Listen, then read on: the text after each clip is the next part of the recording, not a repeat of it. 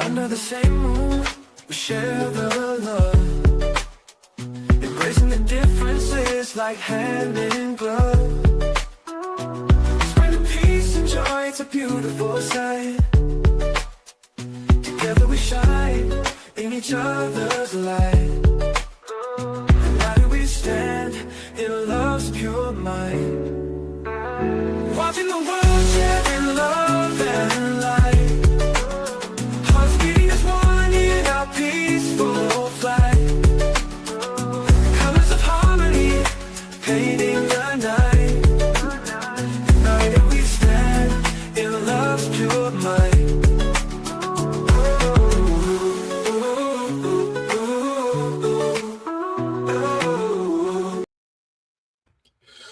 Good evening, everyone. Thank you for tuning in to Watching the World. We have so much news tonight. Tonight, we're going to be breaking down new evidence in the Luigi Mangione hearing and major breaking news coming out of Venezuela. Have you seen what's happening on the news? This could really reshape everything.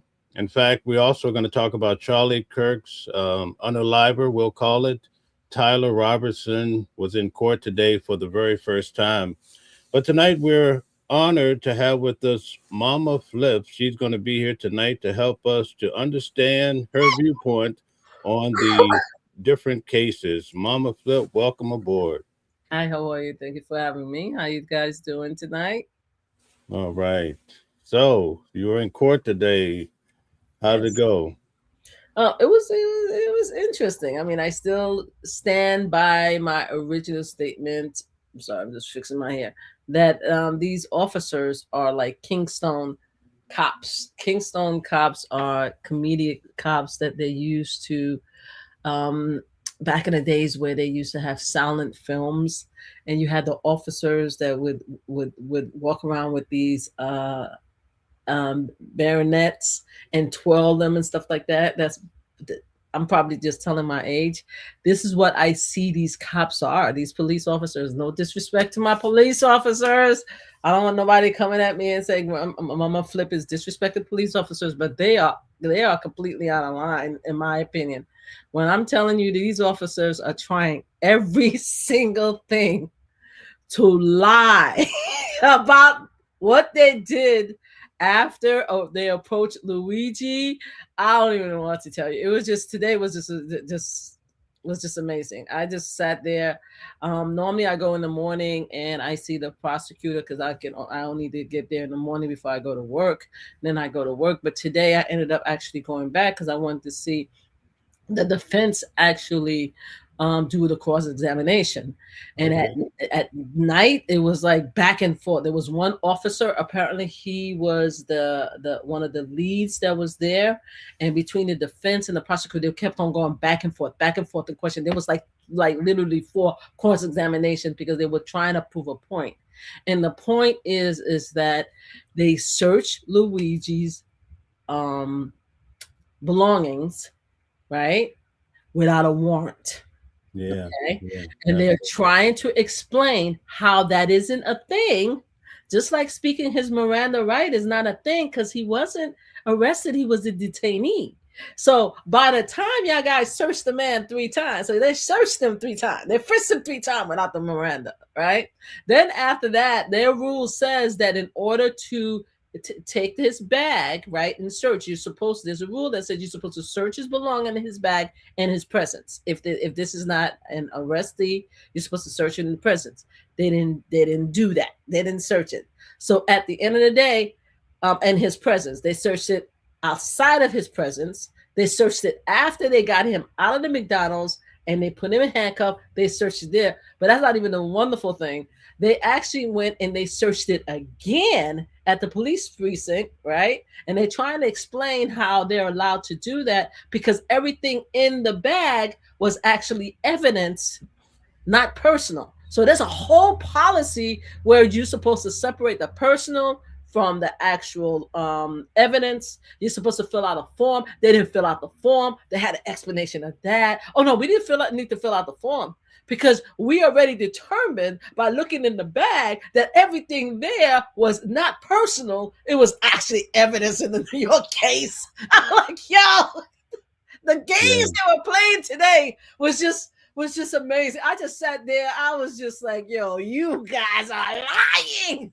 Yeah. So let's go right into this video just to get everybody who may not be familiar with the case. Let's bring them up to speed. Let's see if I can get this going here. All right, let's check out a search warrant, including a pistol, silencer, and to New York City now, where Luigi Mangione is back in court for day 6 of a crucial evidence hearing. Lawyers for the man accused of gunning down United Healthcare CEO Brian Thompson want to keep some key pieces of evidence out of his upcoming murder trial. Now, the defense team argues items found in Mangione's back. Okay, so could you speak on the lawyers they mentioned? Who are they? Okay, say it one more time. The defense lawyers, who are they? So great. So you have Mark. Mark wasn't actually doing the question. I think it was Zachary. It was Zachary Kaplan, because there's 2 of them, right? Yeah. So Jacob. You have Jacob and you have Zachary.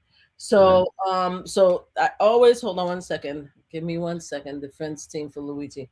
I want to make sure, because I didn't write their name down. So give me 1 second. I'll let you know. So it looked like it was Jacob Kaplan that was actually questioning them today. Karen didn't. Karen Agnifilio did not question. Mark Agnifilio, he came in the afternoon. So it looked like it was Jacob that actually questioned the officer today. So that's because I always get Jacob and Zachary mixed up, because one, they both have the same last name, and I always get them a little bit mixed up. But I believe it was Jacob that actually, it was Jacob that actually questioned them today. So the prosecutors, they have a Zachary Kaplan, and then the defense has a Jacob Kaplan. So they kind of look alike, right? And they look exactly alike. I went crazy yesterday talking to you about it on my live on Tuesday. I was like, because when I first saw them together, I'm like, yo, are they brothers? Are they bro? Because they were having so much fun. They were laughing and joking with the judge. And I'm like, okay, they're having a bro contest, a bro love fest up there. And this is supposed to be a serious case. So then when I realized they were from opposing team, I was like, because they were trying to fix the laptop. I'm like, well, wait a minute. This is even more interesting, because normally they don't get along that well. Like they literally was having a great time with each other.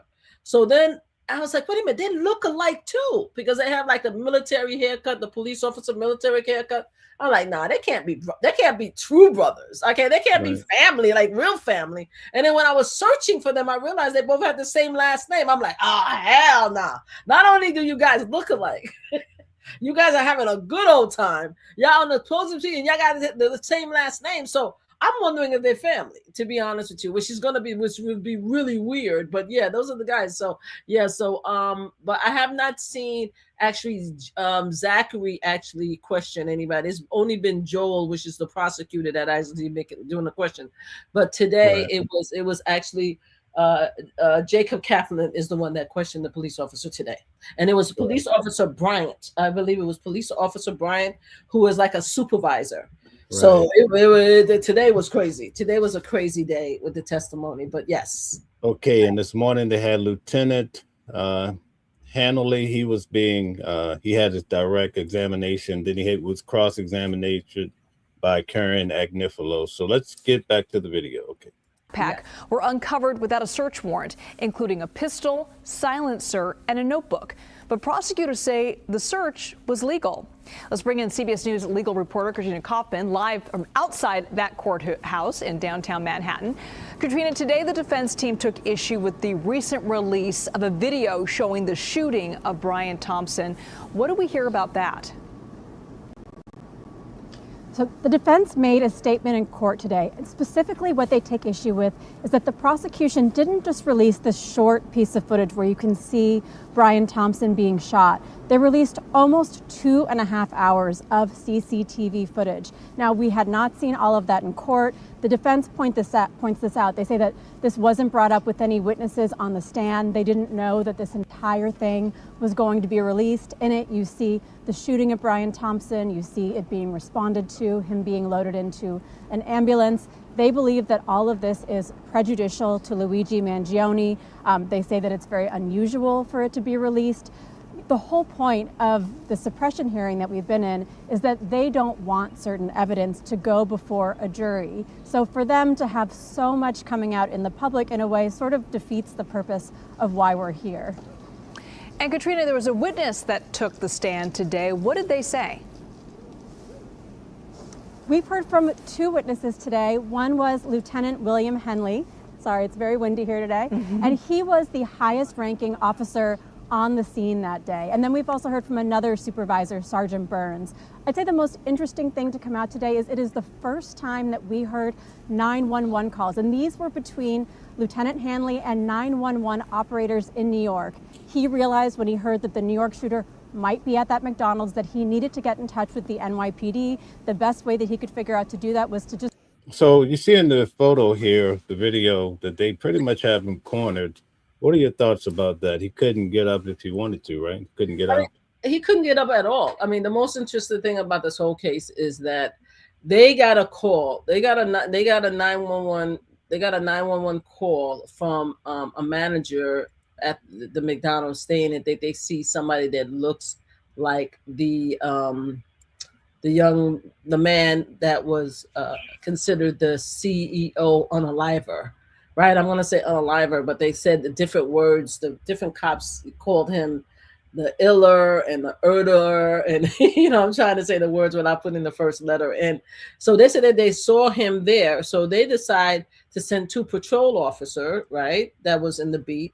The two patrol officer called Lieutenant. I think that he said his name is Hanner. They called him, and that's how everything started, and that's how everybody started going. So my whole thing about when I first saw the pictures of him against the wall, right, I wanted to know how did they identify him as being the actual perpetrator, right? Because the pictures I saw of him initially had his hat all the way down to his face, and he had a full mask, right? So you approach someone who's having breakfast, and again, we should say that we're not trying to make excuse if he did unalive Brian Thompson. We do want to see justice, but we want to talk about what they did to actually get here. You approach somebody's having breakfast. You ask for his name. He said his name is Mark, right? He gave you a New Jersey license plate. And then you guys start looking through Google to see if that's him, right? The lieutenant in question didn't even get there yet, right? But his officers called him and said, yeah, that's him. And you already calling 911 in New York to say that you guys have the person who unalived Brian Brian Thompson. God, Brian Christopher is somebody else. Oh my God, forgive me, Brian. Brian Thompson, you already said that Brian, you have the perp right there. So he already went there with the preconceived notion that this is the guy, right? And we're going to do everything we can to identify him. Now, my problem with this whole situation that it started with me is that, first of all, you didn't know for 100% that was him. You guys felt that it was him because you guys Googled and y'all saw that his picture looked like him. And everyone says that, oh, the reason why we knew it was him is because we saw him in Fox News. We saw him in Fox News, and Fox News is the only one that was out there trying to find the person that unalived Brian Thompson. All the other media, they didn't care about the situation. They didn't care about the unalivement. All they cared about is health care. So you guys already have a preconceived notion that you guys want to play the hero of Fox News because everybody else didn't give a damn about what happened with Brian Thompson, which I completely disagree with, because I know I saw in every station that they were looking for the person that unalived Brian Thompson. And I know for a fact that New York shut down New York. I live in New York in order to try to find out. Thank you so much for saying I feel better. I am feeling much better. Thank you. To find out to find him. So this whole notion that Fox News is the only one that was looking for the guy that was unaliving Brian Thompson is a flat lie. But either way, they felt that Fox News showed them who the guy was. So they felt that they knew who he was, and that they felt that he was a liar, right? When they showed the ID, when he showed the wrong ID. So by showing the wrong ID, look at him sitting there in the background, right?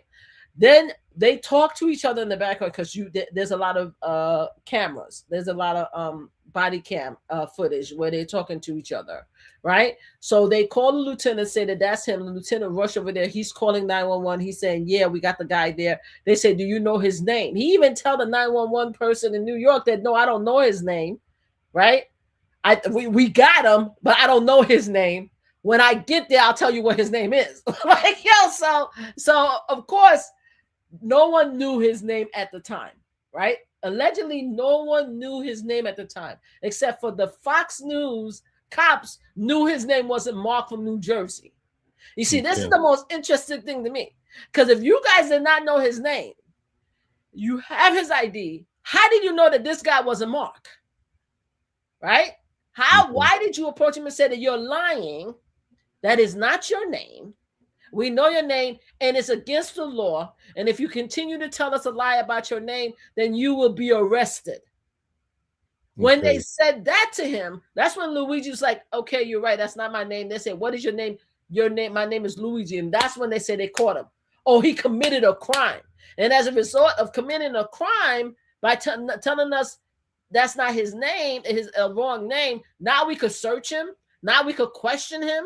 Now we could go through his bag. We could do all of that because we find him to be a danger, even though they allowed people back and forth to inside McDonald's. They didn't clear out McDonald's, even though in the video cam you could see them going in and out the bathroom. You see 13 officers surrounding this young man. You'd see all of that, right? Okay. But the reason why they felt they needed to search him is because he was a danger, and because they knew through Fox News that was the guy that unalived Brian Thompson. Okay, so to answer your question, no problem. To answer your question, Gold Digger, the officer, the K9 officer was Officer Fox. Let's get back to the video. Call the 911 operator. He explained to her that they thought they had that shooter, gave her some details. At the time, the identifying information that was on the New Jersey ID Mangione first handed over, Mark Rosario. She said someone would call him back. Later on, he still had not heard from the NYPD, but at that point, they had decided to take Mangione into custody based on the fake ID that he had turned over. So he called again, explained to another 911 operator that they believed they had the New York shooter the NYPD had been looking for, gave more identifying information, and that was really how the liaison began between the Altoona police and the NYPD, it appears. You know, earlier this morning, the lieutenant was clear to point out that at 9:29, he handed over this fake ID. And basically that set the stage for them to be able to, they have this thing called incident to arrest. So that gave them the right without a warrant to go through his bag. And that's where they found the magazine, which had 9mm bullets, the gun. And he also had a journal that the prosecutor keeps trying to call a manifesto. And also the prosecutor keeps saying that he executed Brian Thompson, and the defense has been pushing back on that, saying, hey, you can't say that. But the judge said, this is just a hearing. I won't let you say that in court, but he could say it here. Exactly. I mean, it's true. But also, you have to understand, it's not arrest. You see, you threw arrest in there. It has nothing to do with arrest. Initially, they felt that they had the right to detain him. Do you understand what I'm saying? They don't want to say they arrest him, because if they arrest him, they should have read his Miranda rights. You see, the whole issue is that whether it was arrest or whether it was a detainment, they're like, all this time when we were questioning him and looking through his bag because he broke the law, we only was detaining him. That's all. We were just detaining him just to confirm what his name was, like to confirm if he was telling the truth. But that you already said that he wasn't telling the truth because you knew that that wasn't Mark on the ID. So once you did that, that's when they go back and forth to say, what does the rule says when it comes to search and seizure, right? According to Philadelphia, like you said, you could search somebody if they're a detainee. But once you arrest them is when you do the warrant. I mean, the Miranda rights. I'm sorry. That's when you do the Miranda. The warrant is something else. The search and warrant is another separate issue. But we have to start first with the Miranda right. They said they did not have to read him his Miranda rights for 20 minutes because he wasn't arrested. He was just held there. So that's the first part. The search and seizure. Now, why did you search his bag? Because we felt that he was a danger. How did you feel that he was a danger when the bag wasn't even near him? How did you feel he was a danger when you had 8 cops surrounding him at one time, right? At the end of the day, you ended up having 13 cops. How do you feel that he was a danger when you did not clear McDonald's? When you guys went back and forth to the bathroom, where you allowed the customer to go back and forth to the bathroom. You see where the desk is, where he was sitting, Luigi was sitting?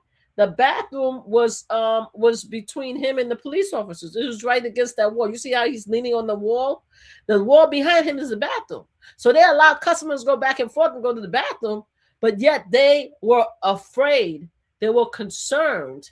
And this is why they actually searched him, right? And they went through his clothes and they went through his bag. And once they realized they found the magazine, that was like, oh, that's when Officer Christine, you can see her face is like, oh, we got him.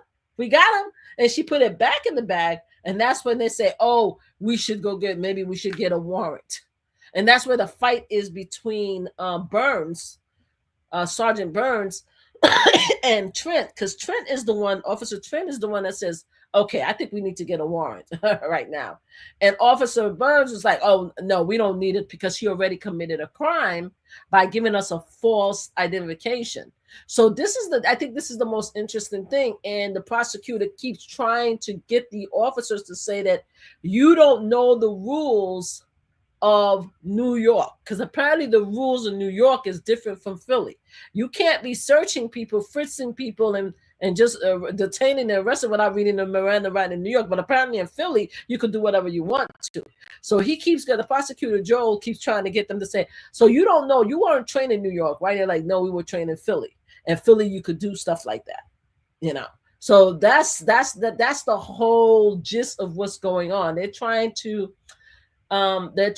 piecemeal why they did what they did. Now, if they all could come out and say, look, but the Philadelphia rule says that we're allowed to do all of this. This is what we did. We felt we did the right thing. Let's go on. It would be good. But they're lying about it.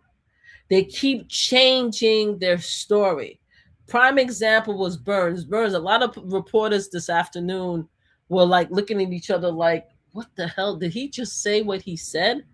Because so at one time there is a rule. It's called 3-3.1.9 and 3.1.10, right? Which is the Pennsylvania search rules, right? So he read through the entire rule. So one of the things that they were supposed to do is that, first of all, Officer Christina wasn't supposed to go through his bag like that. Okay? So we all agreed that's not what the rule says. Even though he disagrees, she's not supposed to go through his bag, right? And if she is supposed to go through his bag, she's supposed to go through his bag in front of him, not outside because he has personal items. There's supposed to be a procedure. If you feel that there's something there, the bag is supposed to be with, you're supposed to search it, ask questions, make sure that they know that you're looking through the bag. They already took him outside, so she did the wrong thing. So when she went back inside now, they asked them, okay, the rules say that you can search the bag. If you're doing an inventory search, you have to list everything that's in the bag. Did you fill out the form? This is Jacob Kaplan questioning Detective Moore. Did you fill out the form? No. Why didn't you fill out the form? Because we didn't think it was necessary. But the rule says that you're supposed to fill out the form. No. Again, why? Because the rule also said that we don't need to fill out the form if everything in there is considered evidence. But wait, but everything in there wasn't evidence, was it? Because he has personal stuff in it. I don't know. You don't know. So you don't know that he had personal items in there, and then you took all the pictures. Yes, I did take all the pictures. How many pictures you took? 179. Let's go through, because we already went through all the pictures. You took everything from the journal. You took even the blank pages and stuff like that. You see that he has a protein bar. You see that he has drives. You see that he has adapters. You see that he has cash. So you don't think any of that was personal? Officer Christine didn't think any of that was personal when she was going through it? No. We thought we did the right thing. So it's the nuances of what they're trying to do that's making me crazy, because you guys know that you did the wrong thing. You did the wrong thing. You should have read him the Miranda rights. You should have got him a warrant. And the thing that got him in trouble also is because police officer Trent, when they look in the bag, and I think when they saw the magazine, okay, again, Luigi wasn't at McDonald's. They already took him outside in the car. So they were inside looking through his stuff, which is illegal according even to Pennsylvania. But when they found the magazine, Trent says, oh, we should stop. We need to get a warrant. But of course, I don't know if Lieutenant Sergeant Burns, who is a supervisor, was like, he ignored him. So the the defense attorney said that, well, you just heard him say right there that we should get a warrant, but yet you didn't respond. He's like, yeah, I didn't respond because I didn't want to get into an argument with subordinate about what the rules are as far as search and seizure. I was right and he was wrong, so I didn't want to answer his question on camera. But it would make sense, right? Because if you were the supervisor, officer, right, and you have a subordinate saying that, hey, we need to get a warrant, as a supervisor, especially a supervisor in training, and I have to tell everybody that apparently some of these officers was officers in training. So some of these officers, so you have officers who were supposed to be patrolling the areas who left their patrol to come to McDonald's because they want to be a hero. But not only that, they brought their trainee with them.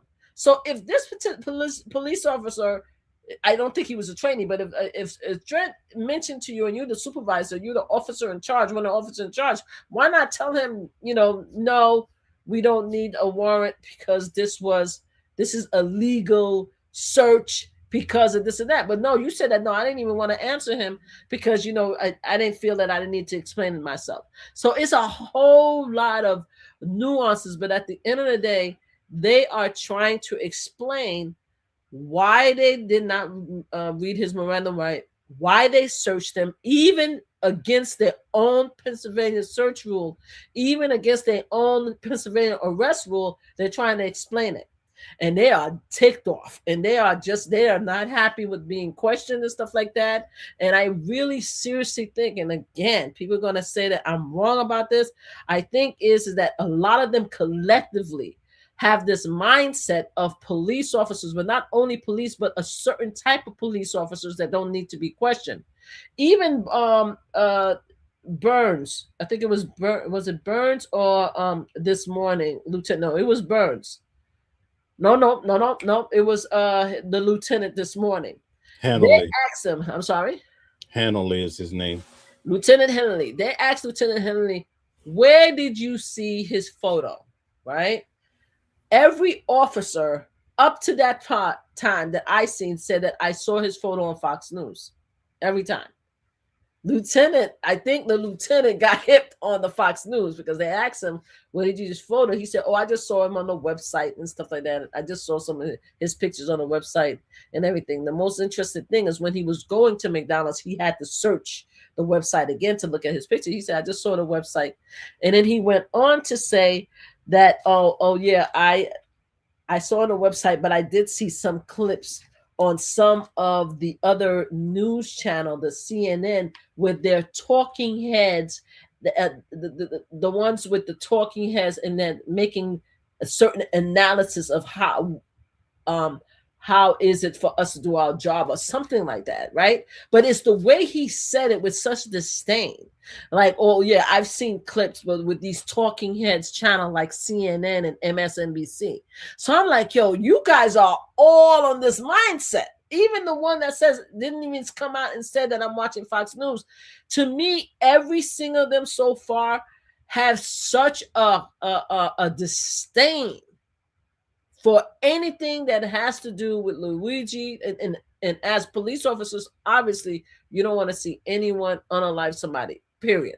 Right? And I'm okay with that because they are there to do their job to find somebody who unalive. But I think they really are placing themselves in the place of Brian Thomas and his family, right?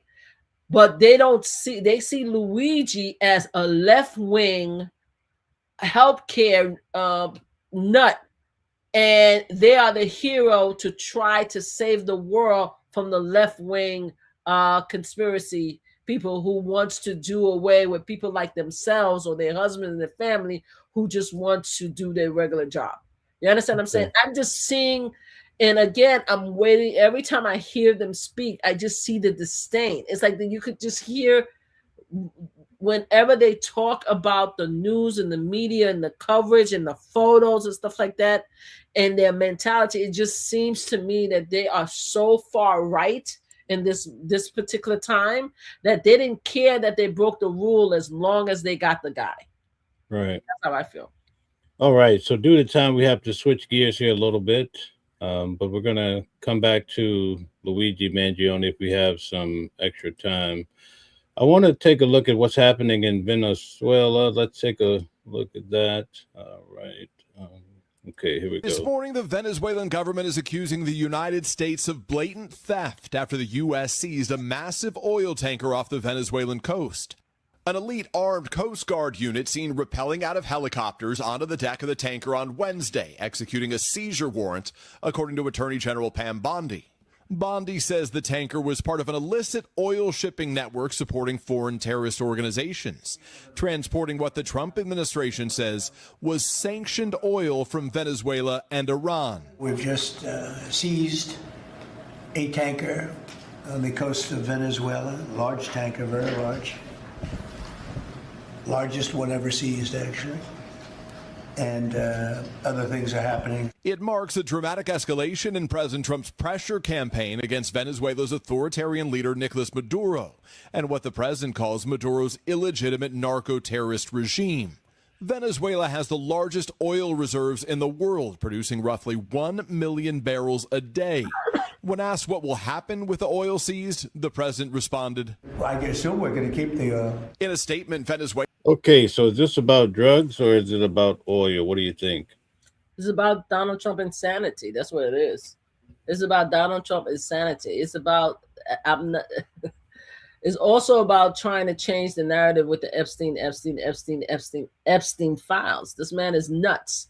Okay, and my concern is for the military personnel that's doing all these illegal actions, because once this cuckoo for Cocoa Puffs president is no longer out here, these individual soldiers are going to be held accountable personally for their actions. You understand what I'm saying? It is cuckoo for Cocoa Puffs. Now, I'm not sure why he's pissed off with Venezuela. I haven't been paying attention to the story, but apparently he wants to now be the master of everything. The only problem that he's going to have is Iran. You see, Iran ain't going to be playing around with Donald Trump. So Donald Trump is starting a war. We already got all of our guys out of Afghanistan. All right. It was a big deal. Apparently, everybody blamed former President Biden for the withdrawal of troops from the forever war. Right. Even though it was Donald Trump that actually set up and agreed to remove all of the soldiers from there. That became a catastrophe. We all in agreement that, especially the MAGA community, brothers and sisters, they said they didn't want this man to go into other countries to make sure it's America first. And now it looked like he's starting some conflict with Venezuela and other people as a result of this alleged stopping of drugs from coming into the United States when drugs are still coming in the United States. and now he's trying to steal these people oil.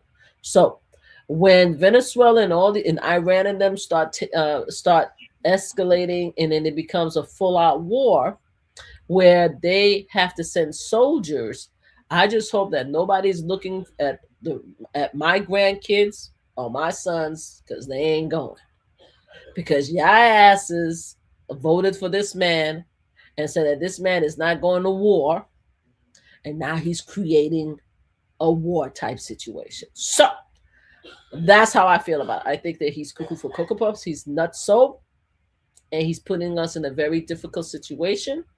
And I think it's all about some BS. And I think that he's only doing it because he wants to change the narrative when it comes to the Epstein files. Also, the grocery prices. Okay. If he was so concerned about America first, then our grocery prices wouldn't be so high.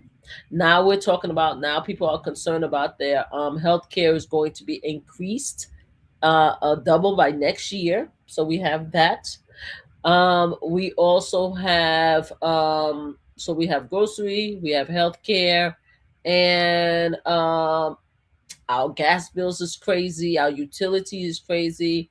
So there's nothing he's doing right now that's making America first for the reasons why MAGA voted for him. So I don't know what to tell you. All right, so I'm going to get back to the video, okay? Venezuela called the move an act of international piracy, adding that President Trump's objective has always been to seize Venezuelan oil. The tanker's seizure is the latest in President Trump's effort to force Maduro from power, the U.S. offering a $50 million reward for information that leads to his capture, sending America's largest aircraft carrier to the Caribbean, and striking at least 22 suspected drug boats, killing 86 people. The president, who has not ruled out a land invasion, with this warning about Maduro just days ago. His days are numbered. President Trump also threatening his war on alleged drug traffickers could expand into neighboring Colombia, speaking directly to that country's leader. He's going to be next. Democrats expressing concerns about the campaign in Latin America. We should not be trying to dominate the Western Hemisphere. This is going to drag us into a conflict that is incredibly costly. The president here declined to say who owned that massive oil tanker, and its exact destination remains unclear this morning. But Venezuelan oil, sanctioned by the Trump administration right now, often goes to Cuba, Craig, and the vast majority of it is purchased by China. Craig? Peter Alex. So when Donald Trump started his presidency, he mentioned how he would pretty much eradicate all these wars. Are you shocked that he's actually doing this down in South America? No, I'm not shocked. I mean, I don't know who thought that he was going to eradicate wars. Donald Trump is about money and power. Also, he doesn't care about soldiers, and he doesn't care about families that has young or husbands and wives that could actually be unalive with his actions. Like he's insane. Finally, all these drugs, boats. Where are the drugs? Where are the videos? There's a video that we are still waiting for, where it seemed like they actually blew up a boat, a boat. They had two of the individuals holding on for dear life. So instead of a rescue, they shot the boat again and unalived the two persons that was on the boat. Now he doesn't want to show the video. Why does he want to show the video? Because it's showing that he's using our military personnel to unalive people in the open sea. And once all of this evidence come out, because it's going to eventually come out, because this man is not a vampire. I keep telling people all the time, he's not going to be alive forever. He is going to transition to Haze one of these days. Do you understand what I'm saying? Whether it's now, 5 years from now, 10 years ago, he is going to be gone. And when that time comes, this is when people are going to start waking up and doing all these investigations, right? And they're going to find out that a lot of these illegal stuff that he's doing is illegal. Now, let's go back to our MAGA brothers and sisters again. Our MAGA brothers and sisters clearly said, including a lot of the independents including a lot of the colleges, the college students that did not want to vote Kamala Harris because they felt that there was a major issue with the war on the other side of the country. And I'm not talking about Russia or Ukraine. I'm talking about the other war. You guys told the rest of us that this fool was going to stop wars and he was going to make America first. That's what you guys said. That's why y'all voted for him. Y'all said that he was going to stop the Russian-Ukraine war. You said that he was going to stop the other war. But instead of stopping those are still going on. But now he's creating war with Venezuela, and he's creating war with Colombia, and he's creating war with all these other leaders. So I don't know what to tell y'all. I better go talk to y'all boy, because I know that my sons and my grandsons ain't going. Okay. They're not going.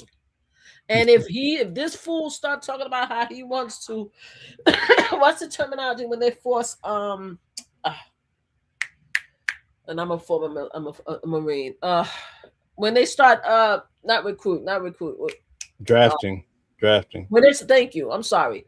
When they start talking about drafting people for these crazy wars, I hope my mega brothers and sisters are ready to send theirs, and they're ready to serve their country. Because the rest of us is going to be sitting our asses looking at y'all like y'all crazy. Y'all said that this man was going to stop wars and it was going to be America first. It is not America first. We don't know what he's doing in these waters. We haven't seen one evidence of drugs. Like, how is it if you're blowing up a ship, you can't show us that there's, when you know what it is, when you destroy a vehicle or when you destroy a ship.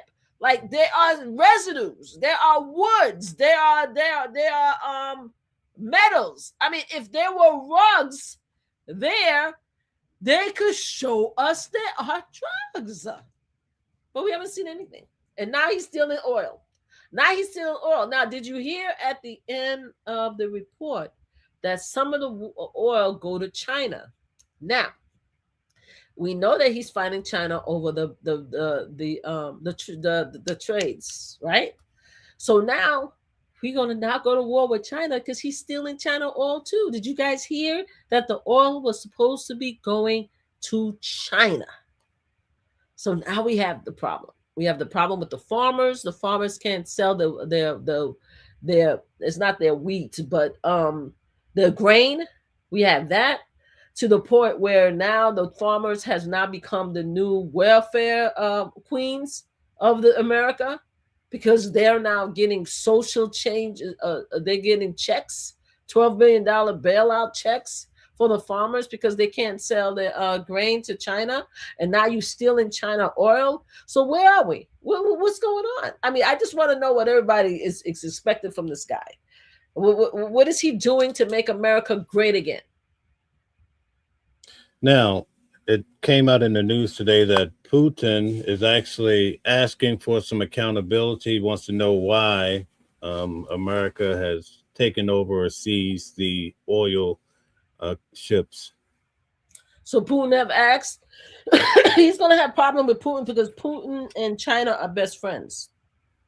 So he's going to have a problem with Putin. Now, I'm not sure who is advising your foolish president, Mega, because that's your president, ain't mine. I don't know who's advising this foolio, right? But if he pissed off Putin, Venezuela, Colombia, and China, and Iran, who's going to be with us?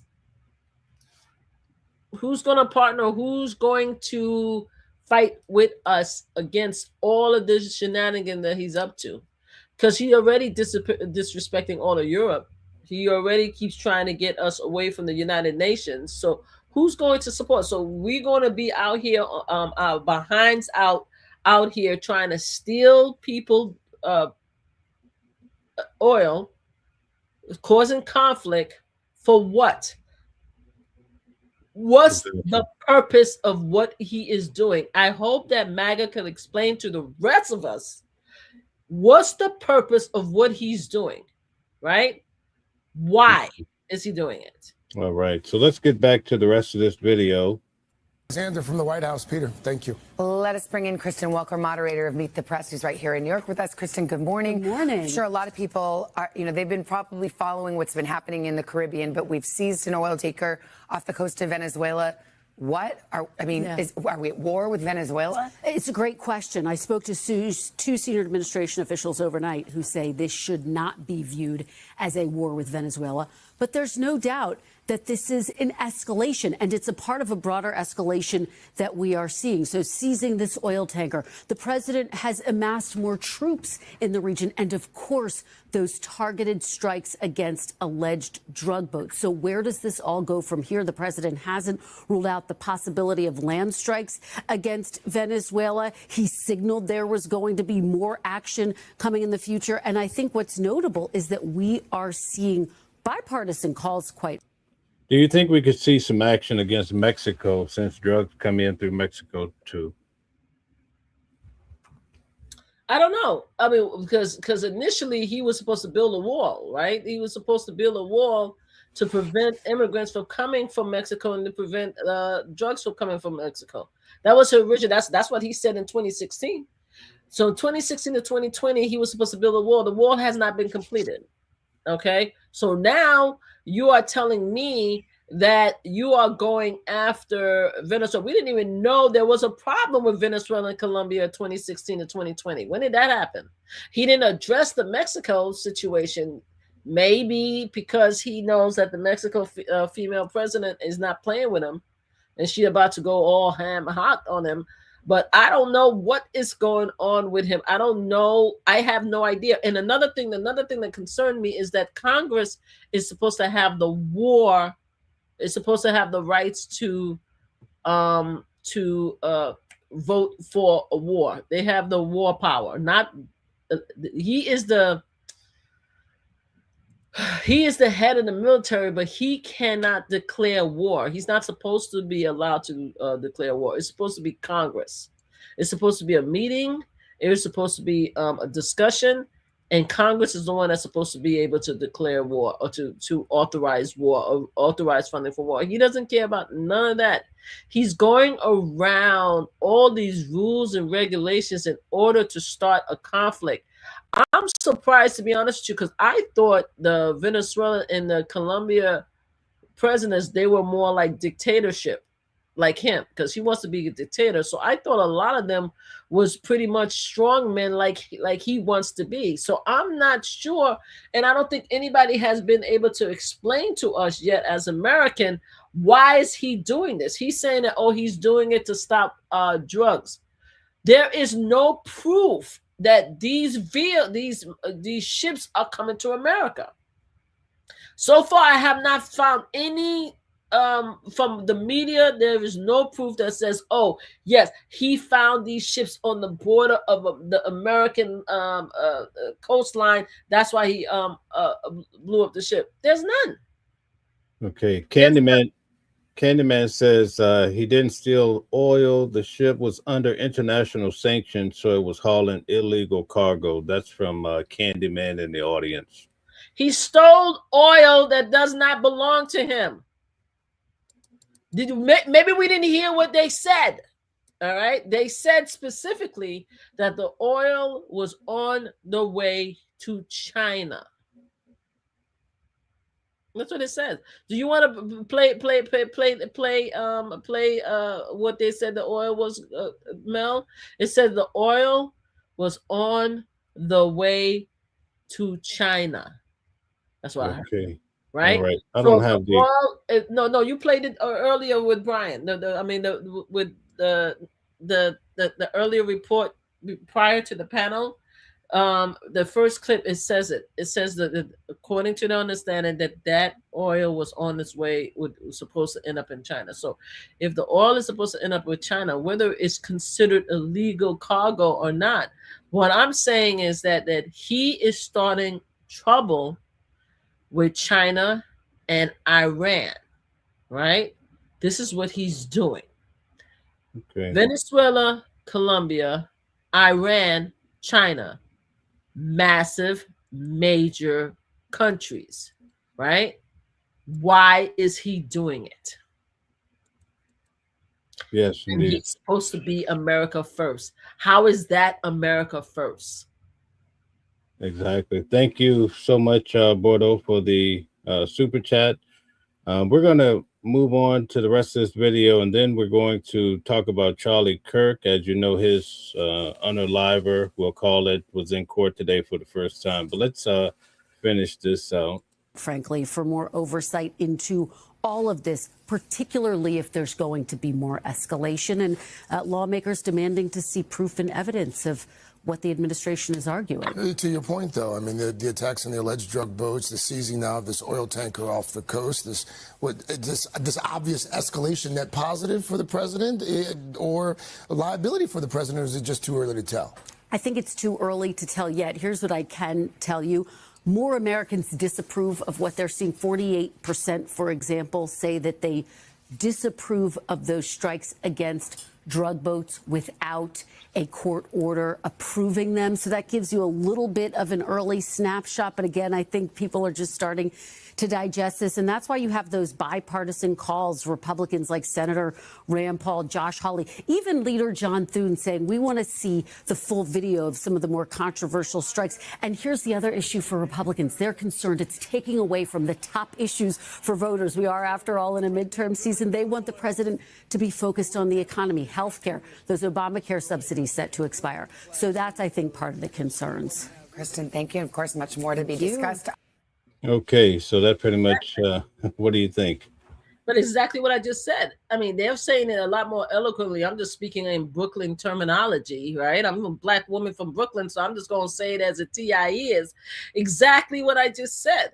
American people do not care about you blowing up ships, especially when it's going to escalate that could cause a war with several countries, because you want to be out of your mind. America wants to know what is happening with our health care, what is happening with our gas prices, what is happening with our food prices. You promise no more conflict. You promise no more war. You promise not to get involved in international issues. You care about the American people. If you're saying that you're blowing up these alleged ships because they're bringing drugs into our community, into the United States, there's no proof of that. There's no proof. You're blowing ships over at the Caribbean, near Colombia and Venezuela. There's no proof that they're heading our way. And allegedly, a lot of the drugs are coming from Mexico. When did we realize that drugs today, were coming out of Venezuela or Colombia? When did we realize that?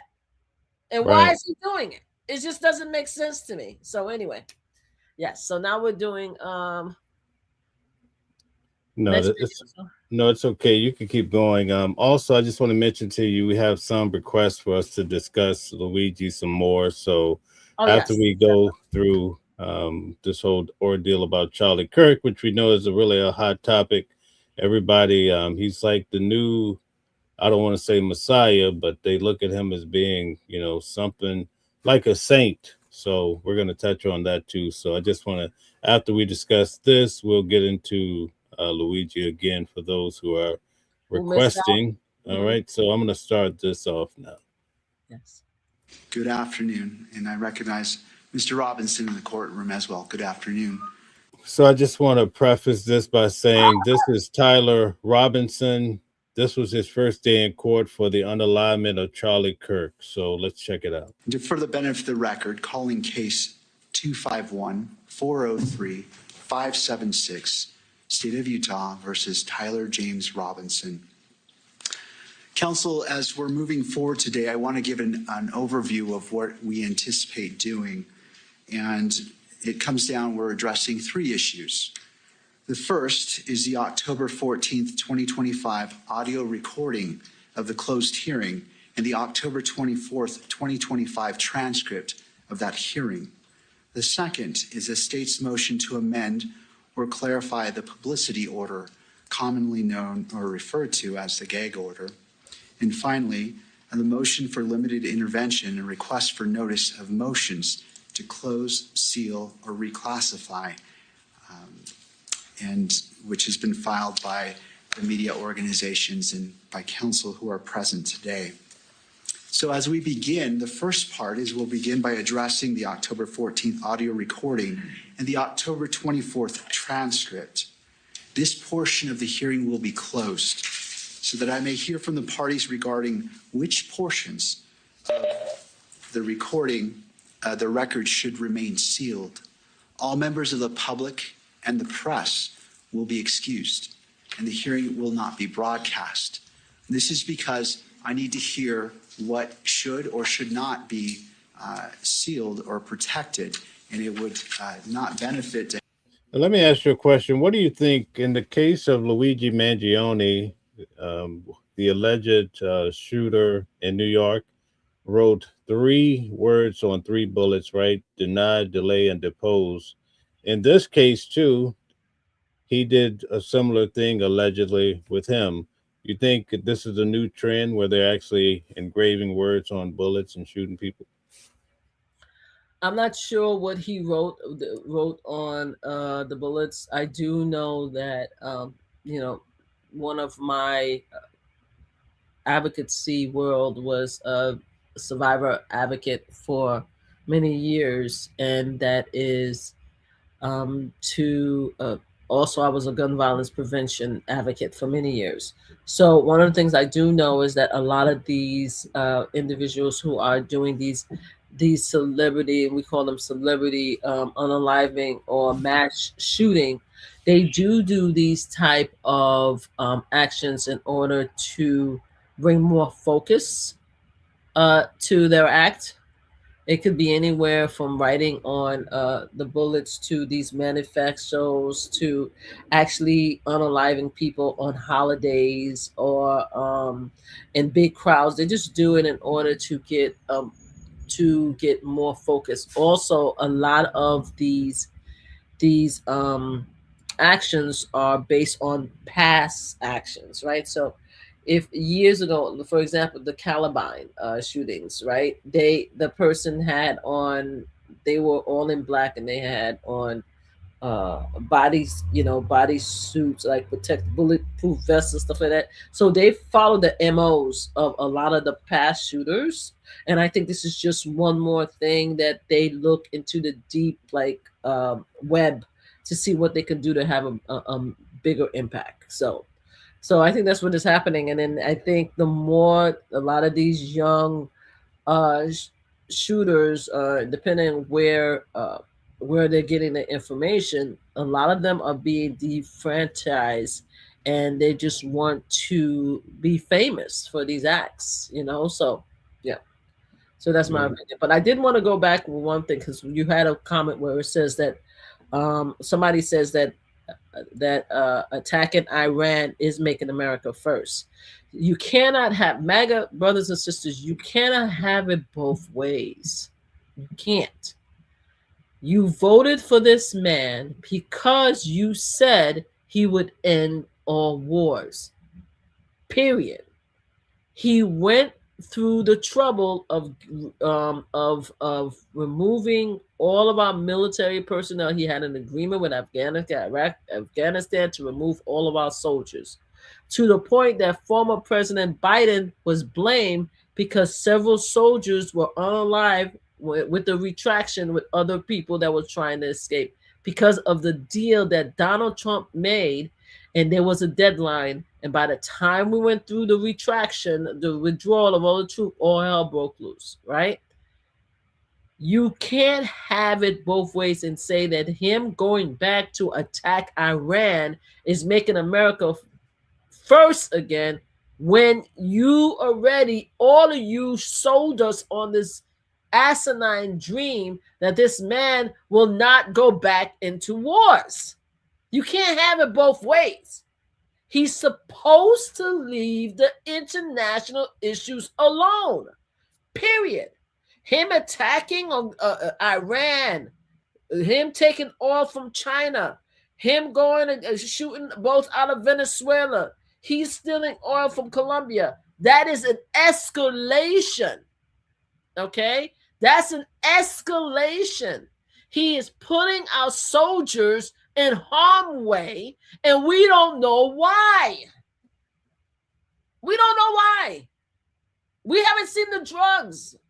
The ship have not landed in the United States of America. Why is he doing this? You guys said he wouldn't.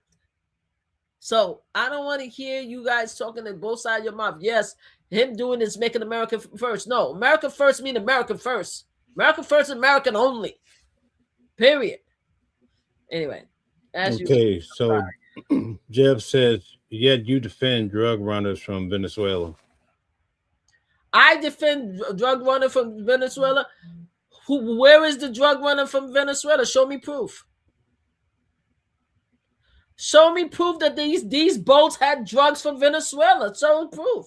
We're all waiting for the videos. And don't come and tell me that, oh, you could blow up a ship and you don't see any residues of drugs, or you don't see any residues of the ship and the metals that's in the water. Where are the drugs? I'm not even going to pay attention. Thank you, Sandy. I'm not even paying attention to people talking about defending drug runners. How you defending drug runners? I'm saying perfectly clear, MAGA, brothers and sisters, and I'm trying to be nice. You said he will not escalate conflict with other countries. That's what you said. I'm talking about that part. It's illegal, first of all, to blow up or to unalive people without a warrant. Okay? Even in the United States of America, you know that. A lot of us have family members that still have rugs and stuff like that. So we all know how it is in America. You cannot, under any circumstances, go into somebody's house and decide that, oh, I'm going to unalive somebody because they're taking rugs. You can't do that, right? So why is it okay for him to do that now in foreign countries without any proof? Okay. That's what I want to know. Candyman says, Jeb, he came to your aid. He says, Jeb, I don't think she is defending drug runners from Venezuela. She has an open discussion on the topic. Oh yeah, that's what I said. Thank you so much for actually saying that and addressing it. Yeah, I'm not defending anybody. I'm saying it clearly. I don't think I think that I'm making myself perfectly clear. But if they need me to be more clear, I will say it. We do not know if any of these boats had drugs in it. We don't know. He's not showing us proof. And if they did, then he needs to go to Congress and explain to Congress what the hell is going on. He has not done that. He hasn't shown proof that there was drugs out there, right? That's the first part. The second most important part is that he is escalating things with other countries, which will lead our kids, our husbands and wives and brothers and sisters and our children, our grandchildren to go to war over something we have absolutely no proof, right? He hasn't gone to Congress to provide any proof that we are being inundated with drugs from Venezuela and from Colombia. All this time he's been talking about Mexico. When did the drugs are coming through our country through the Mexican borders change to Venezuela and Colombia? And where's the proof? He already blew up, 8 boats? Where is the proof? That's what I'm trying to understand. All right, thank you. So, guys, take a moment, if you don't mind, to hit the like button, share, and subscribe. Also, could you tell them about your channel and how they can follow you? Yes, my channel is Mama Flip Slots. That's the channel I would like everybody to follow. Mama Flip Slots. We are trying to get our channel up to over 10,000 subscribers. That's our main channel. The channel that you guys are seeing me here is Mama Flip Live. I would love to also increase that channel, but the main important channel to me is Mama Flip Slots. That's MAMASFLIP Slots. If I could get everyone to subscribe to that channel and try to help us get over 10,000 subscribers, I really appreciate it. Okay. Jeff says that Donald Trump is basically enforcing sanctions and putting America first. How does that work for you? Just explain to me how enforcing sanctions, right, makes American, you keep repeating it. You keep saying enforcing sanctions make America great. Enforcing sanctions make America, how? How is enforcing sanctions make America great? How is enforcing? What is that doing for us?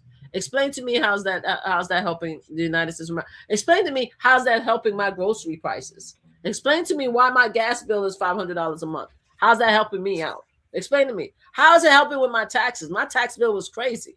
How is it helping me out? Like, how is it doing it? How is enforcing this sanction helping us as Americans?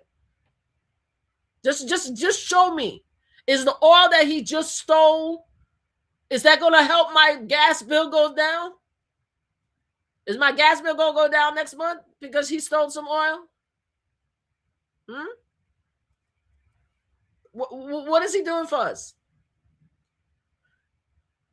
That's what I want to know. Okay, so let me ask you about Charlie Kirk, since we're on the subject. Yes. Do you think a lot of people were fair when they got upset with him when he insinuated, as Joy Reid expressed, that Black women were less intelligent than others? I have to tell you that I did an article on Charlie Kirk. The article was the fact that although Charlie Kirk and I, because I didn't know anything about the young man prior to him unaliving, I just saw a few things about him for many years, but he wasn't somebody I followed. So when he unalived, I actually did a little research and I realized that he and I agree at least on one thing, and that is to share the Epstein files, right? To release the Epstein file. I did a 16 minute, I think 8 minutes. It was 8 minutes video of comparing both of our beliefs, meaning that every time he says release the Epstein file, I did a nice clip of stuff. As a result of sharing that clip, one of the casinos that I partnered with for 2 years banned my photo access, right? Meaning that in order to film at casinos, you need to have you need to go through a quick background check, and they give you a photo pass. Well, one of the biggest casino in Connecticut banned me, right? And disrespected my First Amendment right as a reporter, because I'm also a reporter, because they didn't like the fact that I spoke about Charlie Kirk. Now, I asked them very clearly when I got banned, me and my mom, what exactly about the report that you didn't like? Because unlike other people, and I respect what Joy Reid does and everybody else did, because I'm also a gun violence survivor, right? Oh, besides an advocate, I lost a nephew to gun violence. I don't talk about other people who are unalived in that way in a negative manner. I just don't do it. It's just something that I don't do, right? So I was not trying to bring up all the negative things. I just was trying to find two things I was doing. One, I was trying to find how him and I were connected in one issue, right? To show that, hey, he wanted to release the Epstein files. We should talk about that. Also, I wanted to make sure I clearly says that we did not unalive him. Like, meaning Black folks, us did not unalive him. They need to find out who actually did the unalivement. Those are the two comments I said, and then I got banned. So the Charlie Kirk story and the Charlie Kirk incident has impacted me on a professional level. You understand what I'm saying? Because people don't want to hear anything negative against this young man. So I want to say that. So I have to preface that, because I'm not going to talk too much about Charlie Kirk, except because I promised my mom that I would be very careful, because we got banned, right, from one of our casinos.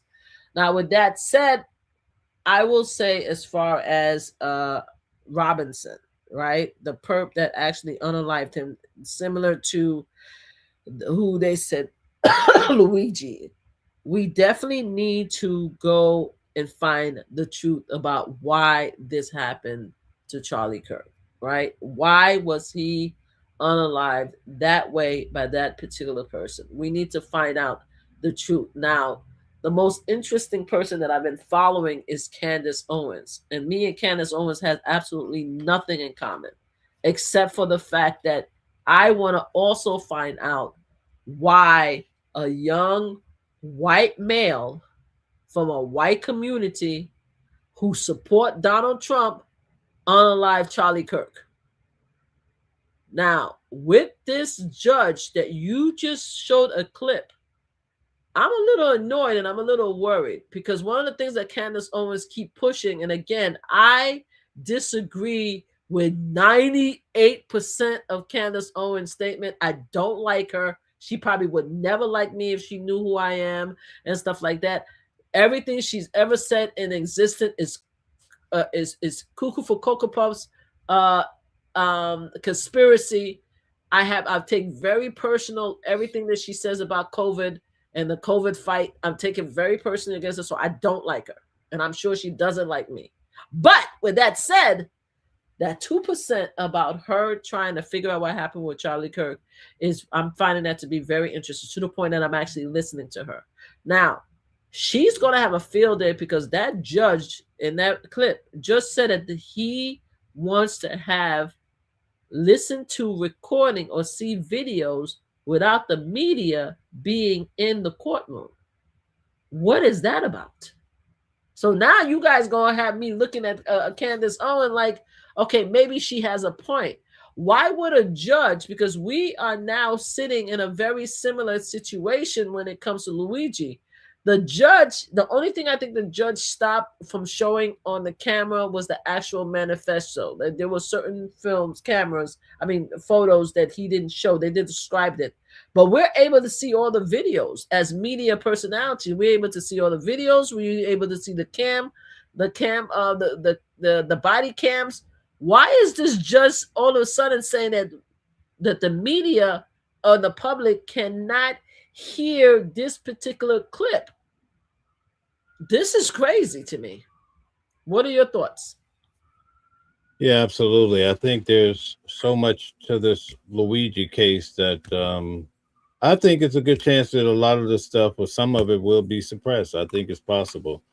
Number one. Yeah, but the thing is, the Luigi case, but I'm talking about the Charlie Kirk. What do you think about the judge saying that they don't want the media to listen to the video or to the recording, and that he is closing the court so the judge can listen to it on his own? What is that about? Like, why is he doing that? Yeah, they're trying to restrict information, and that's why yesterday they had the lawyer for the press came into the courtroom, even on this case, and said that the public is and the media is due for information. So I think that's going to be a big problem in that case. It's going to be a huge problem in Charlie Kirk case because what is so different? I mean, God rest in peace, may he get justice. But what is so different about this Charlie Kirk case that's so different from the Luigi case or any other case like that, right? What is so different that they are holding on to these information so tightly? It leads you to believe that something else is going on. And what is going on? Because the world wants to know why this young man was unalive in public by a fellow white male. Why? Why was it that? Especially the fellow white male is a Trump supporter. Why is that the case? Why are they trying to hide the information from the public? It's going to make Candace Owen even more popular. I think MAGA was actually trying to push back on the narrative that he was a Trump supporter because they said that his parents basically said he grew up in a Republican home, but then he, went on the internet. He got caught up in these chat rooms, and then he switched gears. That's what they're trying to paint the narrative of. There was no switching gears with this young man. The man that there is photos of him with a Trump supported shirt on, and he follows Trump. Like, how do you switch gears? Like he switched gears 2 days before he unalived Charlie Kirk? What the hell are we talking about? We all know, we see that he is a Trump supporter. He's a MAGA supporter, period. And you can't all of a sudden, because he unalived Charlie Kirk and you find out that he's a white male, that he's no longer a MAGA supporter. The man was a Trump supporter, because if he wasn't a Trump supporter, you guys would have been all over the country talking about how he wore a Biden t-shirt and he had a Biden hat and he donated to the Biden campaign in the comment. All of that would have came out already. The fact that we don't know too much about this Robinson kid is because he's a Trump supporter, and they're trying to hide it. That's exactly what's going on. He said that he's a Trump supporter. It's just insane for me. Okay, yeah. Jeff says because he turned gay in college and switched parties to Democrat. Oh, so we have no LGBTQ MAGA community? Is that what you're saying? Because there's nothing that says that he switched parties to Democrats. There's nothing. Everything that showed up to the day that he did the act showed that he was a MAGA supporter. He was a Trump supporter. Okay, you're getting a little pushback as far as Candace Owens has gone off the deep end. I wouldn't listen to too much of what she says. I don't listen to Candace Owens. I'm saying to you guys that you guys are now allowing Candace Owens to become that's not true. I do listen to Candace Owens. I started listening to Candace Owens because of the Charlie Kirk. After what happened with Charlie Kirk, I started to listen to what she had to say. I disagree with 98% of what she has to say, but what I do find interesting of what she has to say is that fact that it seems to be some type of cover-up that's happening when it comes to the Charlie Kirk killing. And by the judge, and even if you do not agree with my statement, the fact that the judge came out and said that he is not going to allow the media or the public to listen to a recording, right, out in public before he listens to it. He's going to close the court, kick everybody out, and the judge is going to listen to the recording by himself before he could determine what could be released out in the public. What I'm saying is that everything that Candace Owens has implied about a cover-up behind the Charlie Kirk unalivement is once again being proved by what this judge just said. Why is the judge closing down the court and not allowing the media and the public to listen to that recording? What the hell is that about? You know? The killer of Charlie didn't support Donald Trump. He did. There's a photo of him wearing Donald Trump's shirt. He did. It was a big deal. And the reason why it was a big deal is because you guys got so quiet about it. You guys got so quiet about it. So you guys can say all you want to. He wasn't the Democrat social. You guys could continue to say it. I'm telling you what we all saw. Okay. Candyman. I'll have you read that. So what if you look more into the trial and his trans love that is Marshall protective custody? You would know why Charlie Kirk, Smurf Charlie. Say that one more time. Well, if you look more into the trial and his trans lover that is Marshall protected custody, you would know why Charlie is murdered. I don't know why he unalived Charlie Kirk. You don't know why he unalived Charlie Kirk. But are we going to find out why he unalived Charlie Kirk if the judge continued to suppress the evidence of what we have? Charlie Kirk, you have a white male in a predominantly Republican, MAGA supporting, loving state, right? That unalived one of y'all heroes. How are we going to find out what happened if the judge is suppressing the evidence? Also, there is a lot of conversations that's being had among y'all people. Y'all people. See, the Democrats is not even part of the conversation when it comes to Tyler Robertson. I haven't heard any of the MAGA people who's fighting against Candace Owens pointing and saying, oh, Candace, this guy was a Democrat, and that's why he unalived Charlie Kirk. That is not even a conversation that's happening in everything that I've heard. Even on Twitter, there haven't been a big, because when a Democrat unalived when a Democrat unalive a Republican or MAGA, it's all over the country. That's not even a conversation that's being had. Also, the most interesting thing I'm hearing, even if you guys were to say that he is talking to his transgender lover, it's already been discussed that the emails that was written in such a way that Gen Z do not speak that way. So far, among yourselves, leave the rest of us out of it. Leave the Democrats out of it, because we're not the one that's fighting the Charlie Kirk narrative. MAGA is fighting MAGA about Charlie Kirk. You guys have to figure it out and let us know what the hell is going on.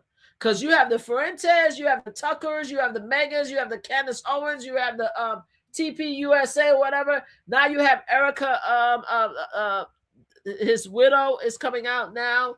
I'm not sure yet if she is fighting Candace quite yet. This is like a borderline disrespect that's about to happen right now. So I'm trying to figure out if Candace is going to go after the widow, or if the widow is going to go after Erica, Candace Owens, or if Erica's going after Candace going after. Right now, you guys are fighting the issue.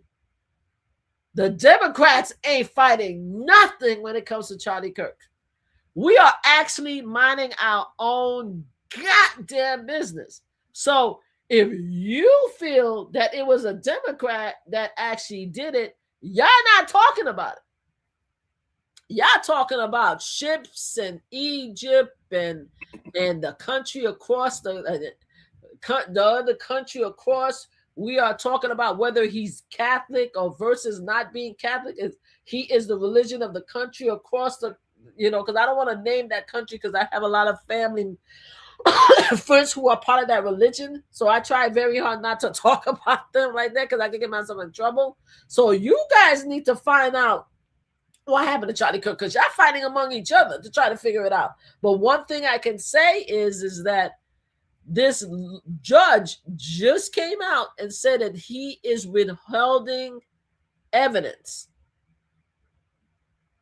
Why is he doing that? Why is the media not allowed to listen to that recording? What is he doing? It just goes to show that you guys have a lot of work to figure out what happened with Charlie Kirk. But leave the rest of us out of it. As far as I know, we're not in it. Okay, so we have a few people. We're running out of time. We have a few people that wanted us to touch on Luigi Mangione. So we'll switch gears and go back, and maybe you can repeat a few things. But I wanted to touch on yesterday. We had Fox, right? Fox was the K9 officer. Yes. And he played a big part in trying to run the show. In fact, he had a lot of contentious moments with Luigi Mangione. He was also involved in the whole bomb situation. Well, man, I can't say that word on YouTube. Sorry. With the explosives, right? We have to use the word explosives. Yes. So basically, under cross-examination, Karen Agnifilo really drove the point home. Even with Wasser, she was the female officer who was just itching. She was itching to go through his bags, right? Yes. Mm-hmm. But under cross-examination, Karen Agnifilo really broke it down to the minutes, right? Mm-hmm. So Wasser is saying, well, certain things that Luigi did caused us to want to think maybe he had an explosive. Yes. But Karen Agnifilo took her all the way back to when she first grabbed her gloves. Mm-hmm. Why are you grabbing your gloves? You want to search his bag, right? Yeah. Oh, so now you're thinking about searching his bags and all of this before. So really, under cross-examination, I hate to be the one to tell you, but the officers are falling apart because they're not truthful. They're not. And anyone sitting in the audience would, you could speak on it. Go ahead. No, I'm sorry, Mel, for interrupting you, but you're right. You're right. And I didn't even see the defense cross-examine until today. Today's the first time I actually saw the defense cross-examine all the officers, one of the officers. Every day that I've been there, I've only seen the prosecution questioning, right?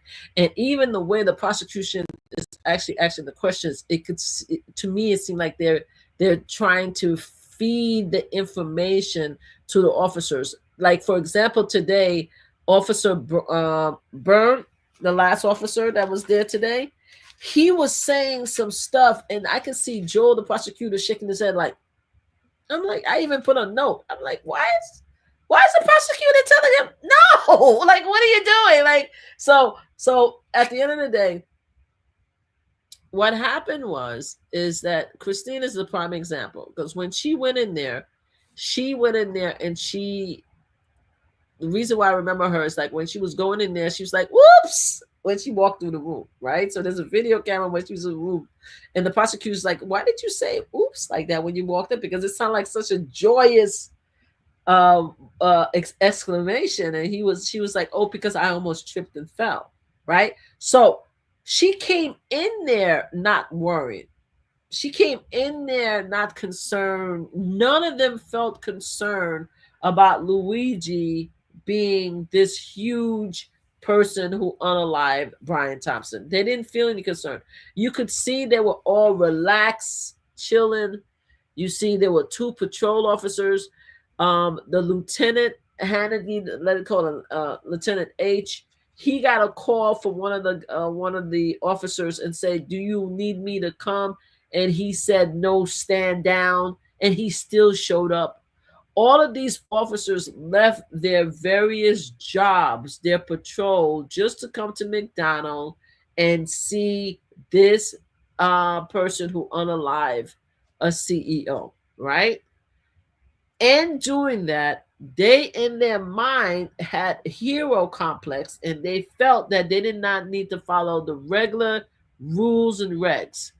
I have to say that one of the questions that was asked today to I think Detective Sergeant Byrne, do you know about the Supreme Court search and laws, the rules as far as search and seize and search? And he said, no, I do not, right? So the only laws that they are trying to stick to is the one in Pennsylvania. And even in Pennsylvania, they broke the rules.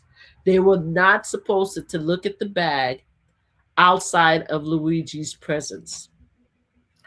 They're not supposed to search the bag and start taking things out of the bag without having a form, something as simple as a form to separate the personal from the evidence. They're not supposed to do that, right?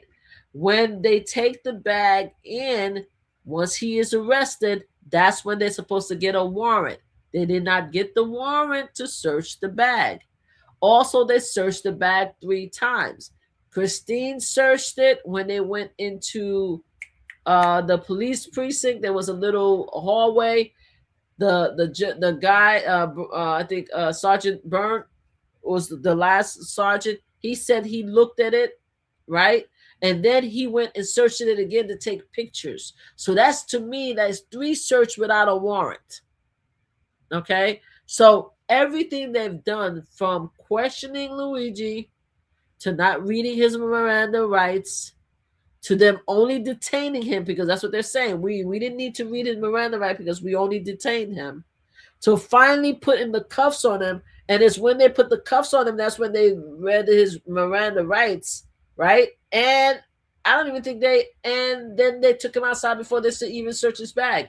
They said that the reason why they wanted to search him is because they felt that he had a weapon on him and that he was a danger.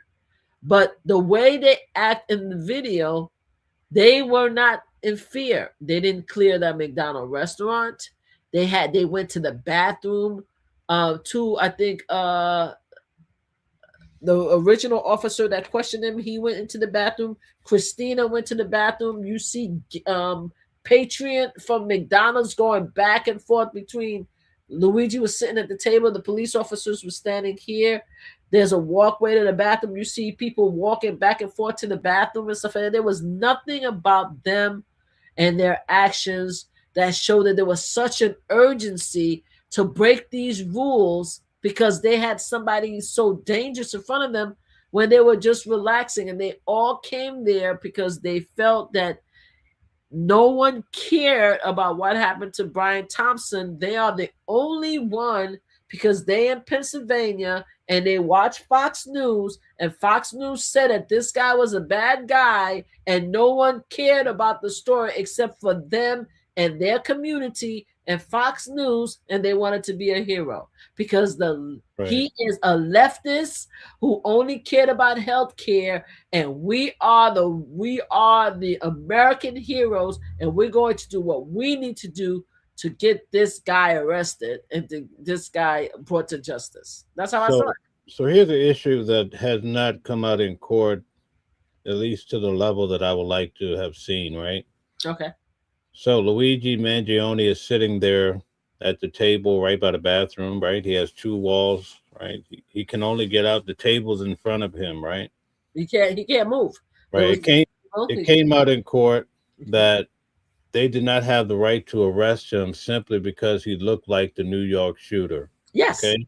Mm-hmm. Now today, I say again, Lieutenant Hanley basically said by means of the prosecutor that at 9:29, he handed over a fake ID, and basically that was the reason that led to him being arrested ultimately, because he committed a felony, right? But here's the question, right? They say, I don't know if they said it was a felony. They say it was a crime. They No, said this was in the morning time. It's word for word. This is he said it was a felony in the morning. In the morning time, it came out. Yes. Okay.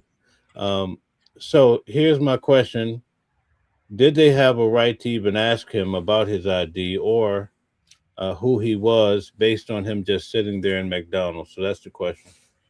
Thank you for asking the question. I didn't know what I was saying. I didn't know that they considered him not having submitting a false ID was considered a felony for them. They said that it was a reason to detain him, right? It's because he broke the law. But I didn't know it was a felony because some laws are misdemeanors. You know what I'm saying? Let me explain to you on the cross-examination this morning. Karen Ignifilo was talking with the lieutenant.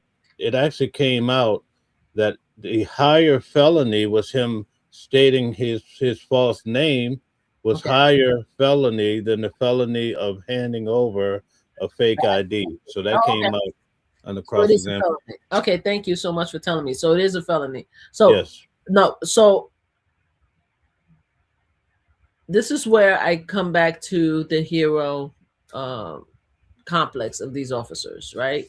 Capstone officers, Fox News police officers. The reason why I say that is because in my opinion, they did not know if this young man was Mark. They did not know that. They approached him. He had his hat, he had his face covered, right? They probably told him to remove his hat and his face covering because probably when he went and ordered the breakfast, it's probably he didn't have the mask on. But when he sat down, he had it. They approached him. They asked him for his ID. He gave the ID. I don't think they should have approached him, but let's just say because they felt that someone identified him, that they have a right to ask questions. Because even in New York, they have a right to ask you if you're in a certain area. They have a right to ask you for ID. But let's just say that they had a right. How did they not know that this guy was Mark? That's my problem with them. You understand what I mean? He gave you an ID. On the ID, it has his picture. It has his name. What gave you the right now to take that ID, to go online, Google, because that's what they said. We went online. We looked at the pictures. We said it was him. And then we approached him and said that you're lying. That is not your name. To the point that you said that you're lying, you're not name, is if you continue to lie to us about your if you continue to lie to us about your name, then that's a felon or that's a crime. I remember him saying that's a crime and you could be arrested. And it's because he said that's a crime, you can be arrested, is when Luigi was like, okay, you're right, my name is actually Luigi. Okay. That's when it became a problem for me, because when did you make the decision to ask him all these questions? And once he identified himself, why didn't you give him the Miranda rights? But here's the issue, right? This is my issue. Mm-hmm. The lead officer, his name is Det Waller, right? Mm-hmm. He's lying to Luigi right from the jump as to why they're even questioning him. So it's all based on a ruse, based on the lie. But I'm not taking away from Brian Thompson at all, but I'm just focusing on the rights of the man sitting in the seat, whether he's Luigi or whoever. He's sitting there, and technically in court, they said they did not have a right to really bother him based on his resemblance, because it could have been wrong about the New York shooter. So the defense is not jumping on that as much as I would like to see them, because let me tell you this, the prosecutor brought in the lieutenant, right? Mm-hmm. And this is something that I've observed because I've been there each day listening to every storyline. Mm-hmm. They had the lieutenant, who's the boss of most of the men who came previously, right? They have him cleaning up. So the previous men say, oh, we learned on Fox. The lieutenant comes in, oh, he didn't learn about the picture on Fox. He saw it on the website default browser when you turn your computer on. Mm-hmm. And then he mentioned about the panel on CNN and also MSNBC. So he's cleaning that up. He's but also he didn't, Mel. He didn't. He said that they were talking pundits. He disrespected MSNBC and CNN and said that they are talking pundits. So he was very sarcastic about them. But go ahead. Well, he's trying to clean up the guys who came previously. Yeah, exactly. I lost my train of thought. Oh, I'm sorry. No, it's okay. He also, with the prosecutor today, he's trying to say, Luigi committed a crime when he handed over that false ID. Karen Agnifilo says, no, really, when he told you a false name, that's a bigger lie or felony in the state of Pennsylvania. So he's trying to say the reason why they were able to go through his bag is because he started off by giving false information. So they're using this whole explosive theory. They have all of this throughout the week, but the lieutenant kind of tightened it up today to try to paint a different narrative. Yes, he did. But the thing is, like I was saying, that they did not have the right to actually use that as a reason not to read his Miranda rights and to search his bag. Because, as I said, he had an ID with his photo, right? He had an ID. They approached him like any other police officer. Hi, can I have your ID? He gave the ID, and it has his photo and it has his name, Mark, and I don't have the last name. If they felt that he was the CEO person that unalived Brian Thompson, that should have been the moment that they said, in my opinion, that you look like the perpetrator from New York. We are going to arrest you, right? Because you gave us a false ID, and read him his Miranda rights. They did not do that because they weren't 100% sure that he was Luigi. The lieutenant said that he called 911, and you could hear on the recording that the 911 representative asked the lieutenant, right, Hannity, and I'm sorry for mispronouncing his name, but Lieutenant, I call him Lieutenant H. They asked him on the 911 call, do you have the name of the suspect? He's like, no, I do not. Now, that's when he was driving over there, okay? So he was driving over there, and he already called 911 to say, I think we have the CEO. My officers are saying we have the CEO on alignment at McDonald's. The 911 operator was like, okay, what's the person's name? He said, I don't know yet. I'm on my way there. So when he gets there, he gets the New Jersey license plate, and he called back and he said, oh, the New Jersey license plate says it's marked, However, I don't believe it's him. I think it's the CEO. How do I think it's the CEO? Because I checked Google and I saw his picture. So as a result of all of that, now you get to now talking to each other outside and saying, yeah, that's him. Look at the picture. And you can see in the video cam on their body cam that they're looking at their phone to just compare his picture. They're like, yeah, that looked just like him. That looked just like him. All right. You now have to go in there and tell him that he is breaking the law by giving you the wrong name. So that's when the officer D, and I'm sorry, I'm just using their initial, approached him and said, you are breaking the law of Pennsylvania by giving us a false ID and a false name. And if you do not, if you continue, then we're going to arrest you. That's what he said. So they didn't even, they did all of that, right? They didn't even know whether he was lying or not. They couldn't give the proper name to 911. Okay. They did all of that in order to get him to confess his name. And even after he confessed his name, they sat around talking and shenanigans all over the place. More of them came in. And then Christine, in her infinite wisdom, they decided they're going to take the bag, right? And they took the bag. They didn't look at the bag or search the bag in front of him like it is required in Pennsylvania search law. They wait until they decide, okay, we have enough. Because he lied about his name, we're going to arrest him. They put the handcuffs on him. Did they say that they read his Miranda rights when they put the handcuffs or before they put the handcuffs? Did you hear when they read his Miranda rights, Mel? Yeah, it was pretty much simultaneously. The officers, they got agitated. It was Fox.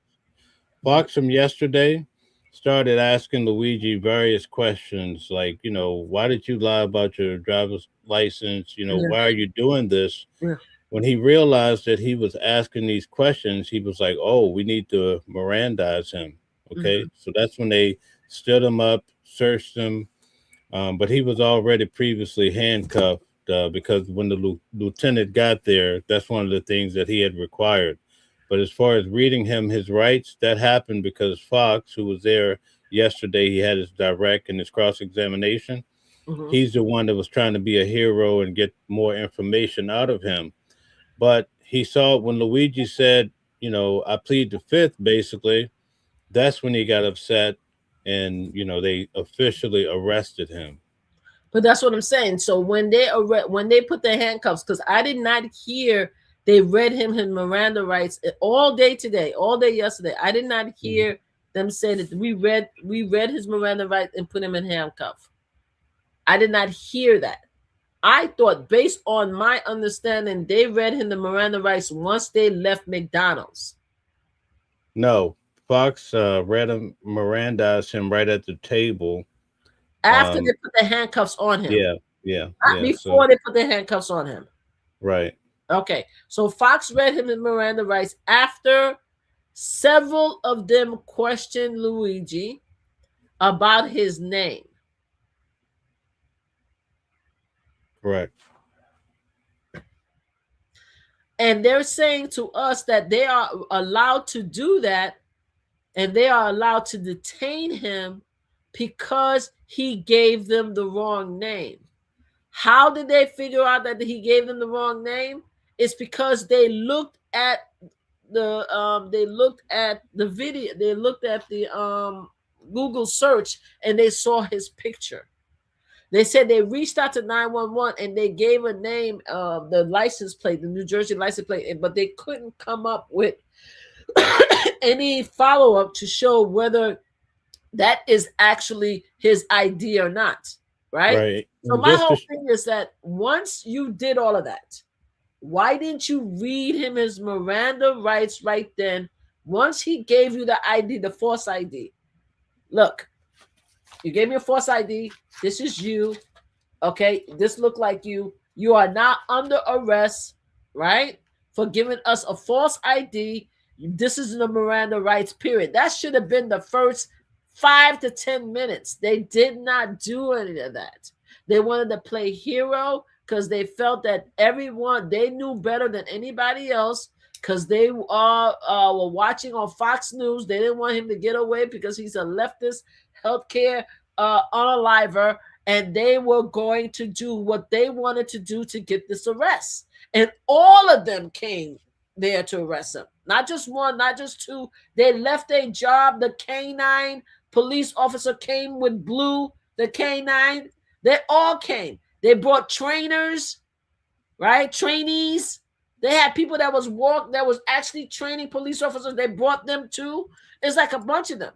And it was 13 of them. They asked them today, how many people are on your roster? They said 65 officers, but in 13 officers was there, and they were trying to explain how they are always busy and how they sometimes they have 3 shifts and they short of hand, so they have to like share the job. But yet you had 13 officers in that one small area showing up at McDonald's for someone that you didn't even read his Miranda rights, and then you search his bag and did all kind of legal stuff to arrest him. Jeb says, face it, all evidence points to Luigi. We don't know if all evidence points to Luigi because they did not read him the Miranda rights. So we don't even know if these evidence is even going to be allowed. We don't know what evidence is. They couldn't even tell us in the court what was personal versus what was evidence. They're supposed to be able to do that. One of the things about the Pennsylvania search law is that you're supposed to be able to open up the bag in front of the person that you're detaining, right? And you're supposed to be able to differentiate between the personal and the evidence, because you want to make sure that nothing is the person that you held is not going to accuse you of taking anything personal. They didn't do any of that. They didn't do nothing. In fact, you should see Christine's face when she was so surprised. Woo! When she found the magazine, she's like yeah, Christine, her name is Christy, Wasser. That's the only female there. Yeah, Wasser. Listen, so here's the thing I noticed that the officers didn't pick up. When they first asked Luigi, what's your name? He said Mark Lazzari, right?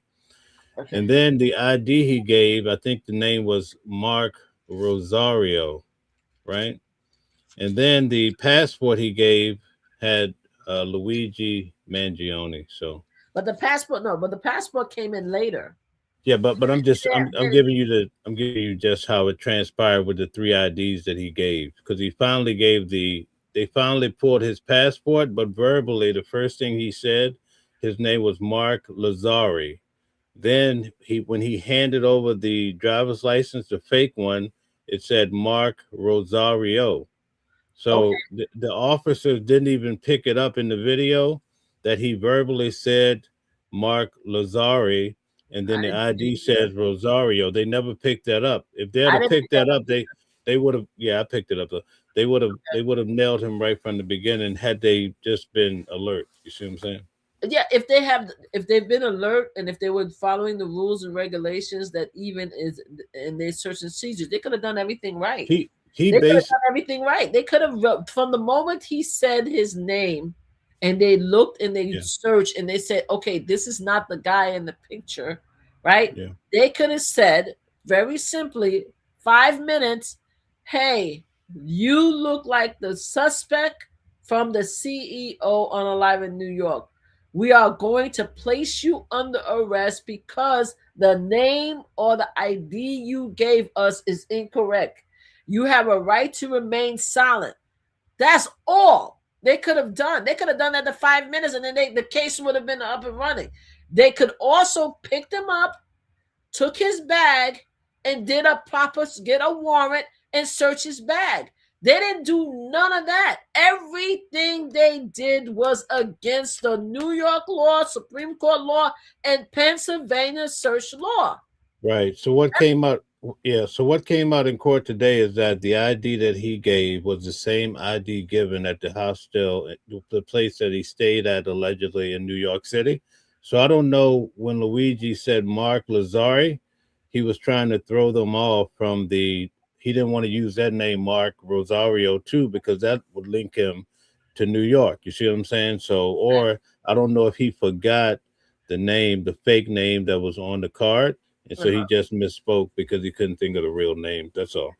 Yeah, I mean, and again, we're not saying that he didn't try to lie. Of course, obviously he lied, right? He lied because he didn't want to get caught, right? So they have a right, if even in New York, they have a right to ask a question. If you're providing a name, then you have a right to ask the question. My thing is that as a police officer, if you believe that this was the person that unalived Brian Thompson, why not arrest him, read his Miranda rights, and do things correctly? That's all I'm saying. They did none of that. None of them. In fact, to the point where they were arguing a little bit with each other about whether they should have gotten a warrant. Right? And so that's one of each other. So that's one of the ways that the lieutenant, who was all their boss, right? He tried to clean it up today because they were arguing about this whole warrant deal. He tried to clean it up by saying, "Well, Luigi, lied. He gave us the fake ID." But then she corrected him and says, "No, the first felony would have been when he lied about his name. If you're going by Pennsylvania law." Exactly. There's a question there from Gold Digger, which is one of our great moderators too. Shout out to you, Gold Digger. Can you address your question here? I'm sorry. Can you tell us, after he was handcuffed, what was he being arrested for? Exactly. Hold on. Okay, so he was being arrested for the false name, for providing a false name. That's what they said that they eventually arrested him for.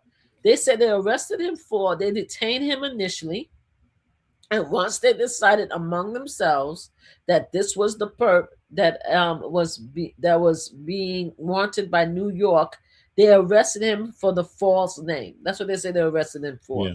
But yeah. Five different charges. Yeah. Yeah. I mean, 5 different charges for false name. They gave him, one is tampering with the fact of ID card, providing a fake ID, obviously, and then he has other charges with the gun. No, but that was after the fact. We're talking about when they detained him to ask him questions. They said they detained him because of the false name. Yeah. Right?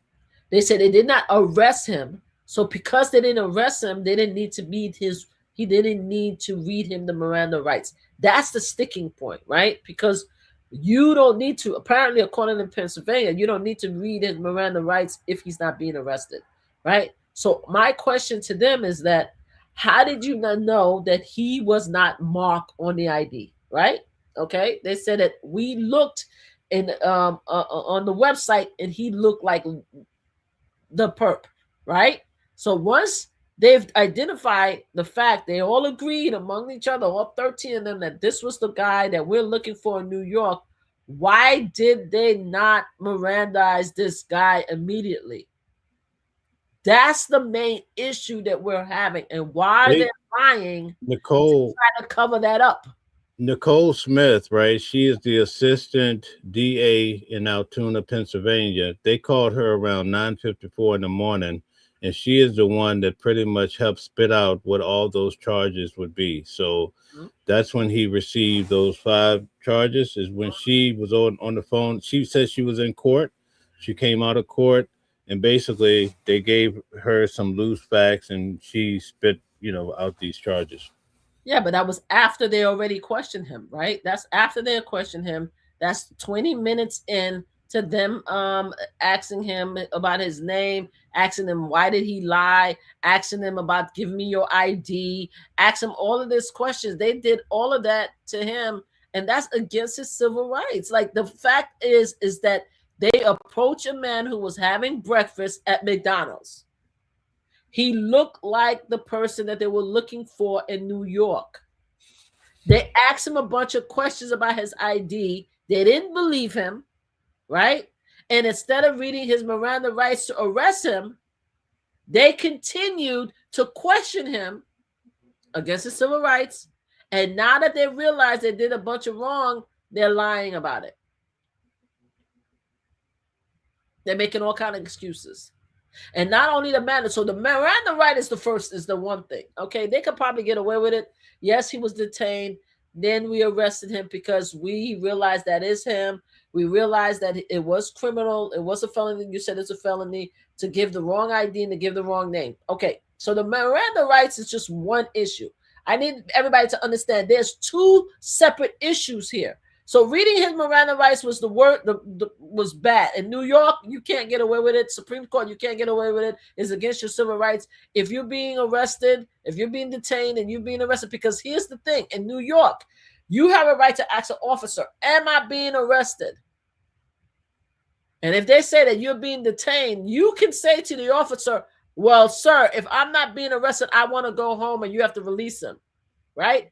He couldn't even say, am I being arrested? You got to release me, because they surrounded him. They didn't even give him the option. As far as he was concerned, at least based on what I could tell, because he didn't ask any specific question. Sir, why do you have me? Why you question me? I don't want to answer any question, blah, blah, blah. As far as he concerned, the way it looked like, Luigi probably thought that he was being arrested anyway. That's why he didn't ask any questions until they started talking to him. He said, I want to plead the fifth. After they asked him all these questions. Because most people would be like, why are you talking to me? I'm having breakfast. Why, am I being arrested and stuff like that? He didn't even do any of that. Because they didn't give him any option. They didn't give him any room to even let him think that he's being detained. But okay, let's do away with the Miranda rights. They did it eventually to arrest him. The search and seizure is a problem. They're not supposed to search his bags without a warrant. They're not. He already gave them the ID. Here's the ID, right? They're supposed to now, okay, we're arresting him. We read him his Miranda rights. We need a warrant to search his bag. They're saying, no, the reason why we searched his bag is because we felt unsafe. We thought that he had an explosive device. We thought that he had this and that. Oh, he told us that he had a knife in his pocket. How come you ask him that if he has a weapon on him without reading his Miranda rights? But that's okay. Again, that's okay. You didn't read it. You got all that information. But you felt so afraid that you needed to search his bag right there, right? That you didn't even clear McDonald's. You had people at McDonald's eating. Two of your officers went to the bathroom in front of the perp as he was sitting there. You had other residents going to the bathroom, right? There was no danger there. And then if you were so concerned, because you searched his body, because that's how you found the knife, you searched his body, but you didn't search the bag until you got him out of there. How come you didn't search the bag, right? And now there's this rule that they're saying, well, the rule 3-109 said that we could search him and his belongings. We could search his body and anything in his possession. So Jacob Kaplan was like, where was the bag? They're like, well, the bag was next to him. Whoa, wait a minute now. Was the bag next to him? Or was the bag on the floor away from him? Well, the bag was on the floor away from him. So if the bag wasn't next to him, that means the bag wasn't in his possession because you guys already had the bag. So if you guys had the bag, that means the bag wasn't in his possession. That means according to the rule, you weren't supposed to search the bag because you only supposed to search what is on his body and in possession. And the officer was like, yeah, even though the rule says that we knew the bag belonged to him, so technically the bag is in his possession. They're like, that's not what the rule says. The rule says it has to be in his possession. It has to be in his hand. You see what I'm saying? These are the stuff that's going back and forth between the prosecutor and the defense. They could very simply make this all go away if all of them said, we all had the basic understanding that this guy was not Mark, he lied. As a result of him lying, we decided collectively we was going to arrest him. We read him Miranda rights, and because he was under arrest, we reached out to the DA. They said, "Hey, go ahead, search his belongings. We have the warrant on the way." That's not what they're doing. All of them are lying. They are all lying. They're trying to rewrite what happened. They're trying to say, Christine searched him, frisked him, but wait a minute. But didn't the Wanger, the first, I'm sorry, I can't pronounce their name. Didn't he search him first, the first police officer? Yes, he did. Is there any reason for you to believe that he didn't search him, he didn't frisk him the proper way? No, I believe the police officer did do his job and frisked him. So if the first police officer, patrol officer frisked him, why did she have to frisk him again? No answer. Except to say, there's nothing against the rule that says an officer cannot frisk him more than one time. That's what they said. That's what they said. So they all go working around the clock to try to justify what they did. Okay, all right, very good. So we reached our time, 2 hours. Thank you so much for all of your input today. I wanted to answer a few questions for openings. Well, she has one for you. First, I'm going to answer as far as why I think there's not a lot of support. Number one, for a lot of the videos that's coming out for legacy media, a lot of those videos are not being viewed the way Sean Diddy Combs or Epstein video would be viewed. And also, as far as the courthouse go, we had roughly maybe 50 people there when it started, rotating, going into the courthouse. Now we're down to, I think today could have been maybe 13 or so, I'm not sure, but a lot less. And definitely, even with the legacy media outside, you don't have as many lining the streets. So that's all. That's just my observation. Now, she's asking you, what is the mitigating circumstances you mentioned? What do you mean the mitigating circumstances, as far as the arrest or as far as the Miranda rights? What are we talking? You know what? She's asking Candyman that. Candyman says mitigating circumstances allow, to search. Exactly. What was the mitigating circumstances? Thank you for asking. He said, what was the mitigating circumstances? There was no fear.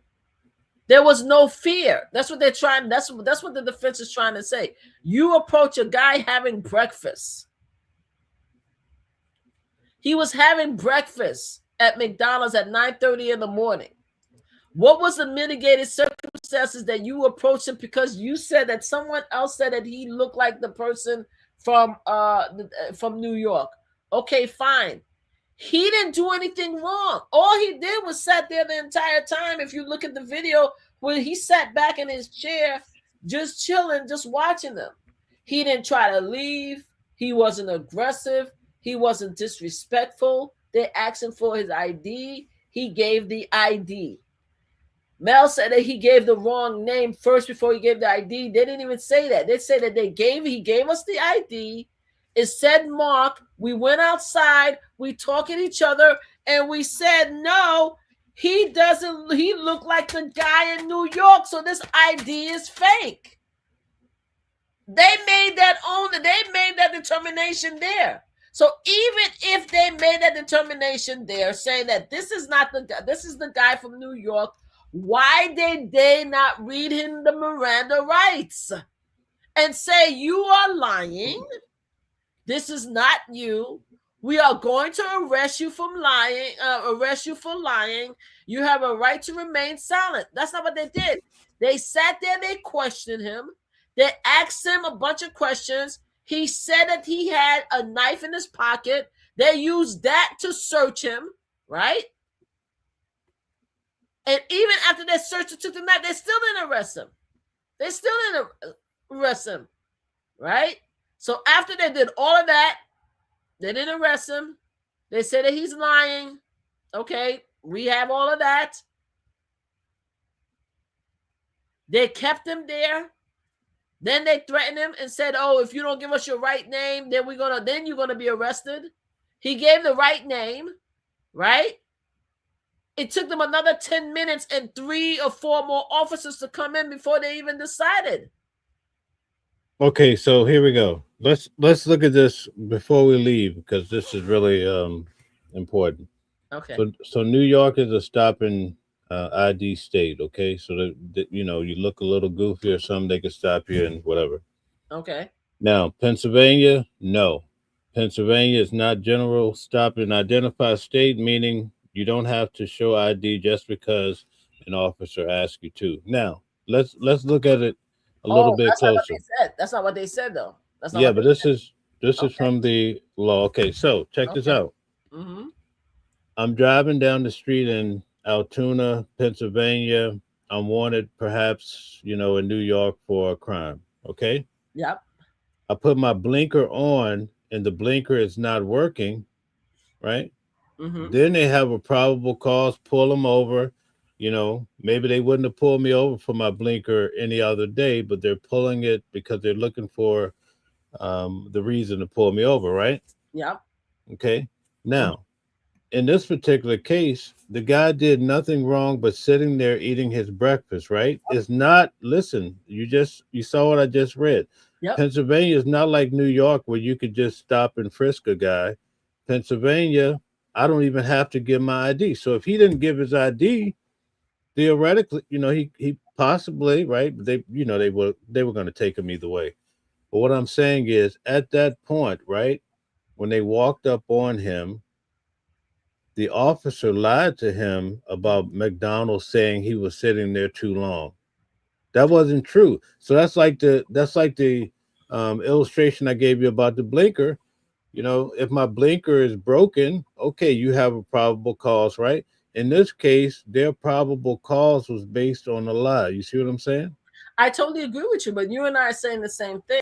No, I'm with you. I may sound a Yeah. little contentious, but I'm with you. But what I'm saying is, what is their reason? Why isn't the defense really harping on this? It's just irritating to me, See, I don't know if they harping because you're saying, according to the reason why they're not harping it is because according to the Pennsylvania search law, the several laws, they're saying to in court that they had a right to stop him because they got a call. They had a right to call to ask him questions because they got a call from the manager of McDonald's. This is what came out in court, at least what I heard, saying that the perp from New York is in McDonald's, right? That's what allowed them to go into McDonald's to ask him the question, okay? And by asking him the question, they asked him to show me your ID. Now you're saying that they didn't even have a right to even ask him to show their ID, but they said that they asked him to show him the ID, and they made a determination by looking at the ID and looking at a Google search that this guy in the ID, he lied by giving them the wrong ID, right? So from that moment on, to me, I agree with you. They were wrong from that moment on because you guys decided by looking at a photo that the guy, the ID that was given was a false ID, right? Then you question him, right, without reading his Miranda rights to say that you are lying to me. This is not you in the ID, right? And if you continue to lie to me, then I'm going to arrest you. By saying that, you cause him to tell you, okay, you are right. I did not give you the right ID. So by you doing that, you is called, in my opinion, entrapment, because you lied to him and said that are you going to get arrested if you don't tell me the truth. And once he tell you the truth, then instead of continuously by saying, okay, we're going to arrest you because you lied to us, right? You guys continue to question him and not read him in Miranda right. It's all messed up. It's all messed up. So it all started. So they made up everything. There was no such thing as an explosive threat. There was nothing. He was sitting there eating breakfast and he got a call. Because if you don't believe me, then listen to the call. They played the 911 call of the lieutenant. Lieutenant Hannigan, you said? The lieutenant made a 911 call to New York. He said he didn't have the phone number to the FBI or the officers that was dealing with the case, so he called 911. He said to them that hey, I'm calling from Algeria, Pennsylvania. I'm the lieutenant. And my officers told me that the manager in McDonald's says that there is a customer there that looked like because he used the word shooter, the shooter from New York. Even the operator on 911 said, "What is his name? Did they give you his name?" He said, "No, I'm not there yet." So he's already making a call to 911 in New York to say that he had the perp at McDonald's before he even arrived there. And he said, "I don't have his name. I will call you back when I get there." So when he gets there, he takes the New Jersey license, because I have to tell you, the officer that was there, the officer D, had the license plate pinned, I guess, on his, he took the license plate from it and he had it on his uniform. The lieutenant said that he took the license plate off the officer and went and read it to 911 and gave his driver's license ID number and the name and the address. And they said, "Okay, we're going to call you back to let you know if this is a legitimate license." All this time, they're waiting for a follow-up. They never got a follow-up to say whether it was a legitimate license or not, right? They just decided to go and question him. They intimidated him to say, "No, that's not his name." And after a while, that's when they say, "Okay, we're going to arrest him because he lied by giving us a false name." They also asked New York to send a warrant, and New York never sent a warrant for him either. But one thing I want to point out, Officer Detwilder, when he first walked up on Luigi, he said to him, "McDonald says you look suspicious. There's a suspicious guy." So they never did disclose to him that he fit the, the they didn't disclose picture, anything. They didn't disclose anything. The only time they said that to him is like when he went outside to speak to the lieutenant, and lieutenant said, "Okay, go and tell him that he is lying about his name," right? That's what they said. He is lying about his name. How are you going to tell somebody that's sitting there that you're lying about your name without even? It's the whole thing is just a mess to me. Again, I'm not saying, you see, in New York, you do have a right to pull somebody over and ask them questions. My whole thing is that if they did it correctly, if they went in there and they said, "Okay, you look like the guy who unalived the CEO, we're going to detain you, give you the ID." When they saw the ID and they saw that it wasn't the right ID, and they went to him and said, "Okay, we believe that you are the suspect from New York. We are going to arrest you. You have a right to remain silent." That could have been the first 5-10 minutes. It could have been the first 5-10 minutes, and then we would be up and running. And then after that, they could have gone, they could have called the DA and said, we believe we got him. We're bringing them in. We need a warrant because he has a bag on us. We only search his body because Pennsylvania allow us to search his body to make sure that he has no weapon. So we searched him. They didn't even search him. They asked him, "Do you have any weapon?" He said, "Yes, he has a knife." So they wasn't even supposed to ask that much. So they searched him. They took out the knife. That's it. They wasn't supposed to search the bag. They wasn't supposed to search the bag until they get the warrant. But they're saying that the Pennsylvania law says that they could search for anything in his possession, right? That means that anything that's next to him, right? Or on his body. He didn't have the bag. They had the bag because they moved the bag away from him and it was next to them. So they should not have searched the bag without the warrant, but they did. So now they are all lying to try to rewrite history because they know they wasn't supposed to talk to him without his Miranda rights, and they wasn't supposed to search his bag without the warrant. That's where we are. And this is why we're in court right now. This is why everything is happening. And the defense is trying to get all of these stuff thrown out. In my opinion, the judge should go with the defense. So we're going to end it. Let's end it up. What my opinion is, I think the judge should let the bag go automatically. Automatically, that should not be used in court. However, I think the judge is going to try to figure out a way to keep the bag because the judge is not happy with the defense. The judge snapped at the defense at least 3 times while I was in court. For some reason, the judge is not happy with the defense. Every time the defense says something, that he be snapping at them. I'm like, what the hell? What's up with you in the defense? Especially when it came to with Karen. Apparently, he doesn't like Karen at all because he keeps snapping her every time when she says, she says anything like, can we bring down the photo? They had a big, huge photo of Luigi with the driver's license. She's like, okay, now that we see, can you bring it down? The judge was annoyed about that. The judge, when they kept on calling him the using the killer word or the murderer word, I'm sorry, I only said it twice. He was like, well, they could say it here. They're not going to say it in trial. Every time she make an objection that shows that they are pushing the narrative that this young man is the unalive without him being even brought to trial, the judge have a way about it. He's feeling a certain way. So I think the judge is more inclined. And I get it. Again, we're not here to say that this young man didn't do it. We're not even here. Mel and I are not even here to say that he didn't do it. Mel and I is not even here saying that he shouldn't be seek justice or he shouldn't go to trial.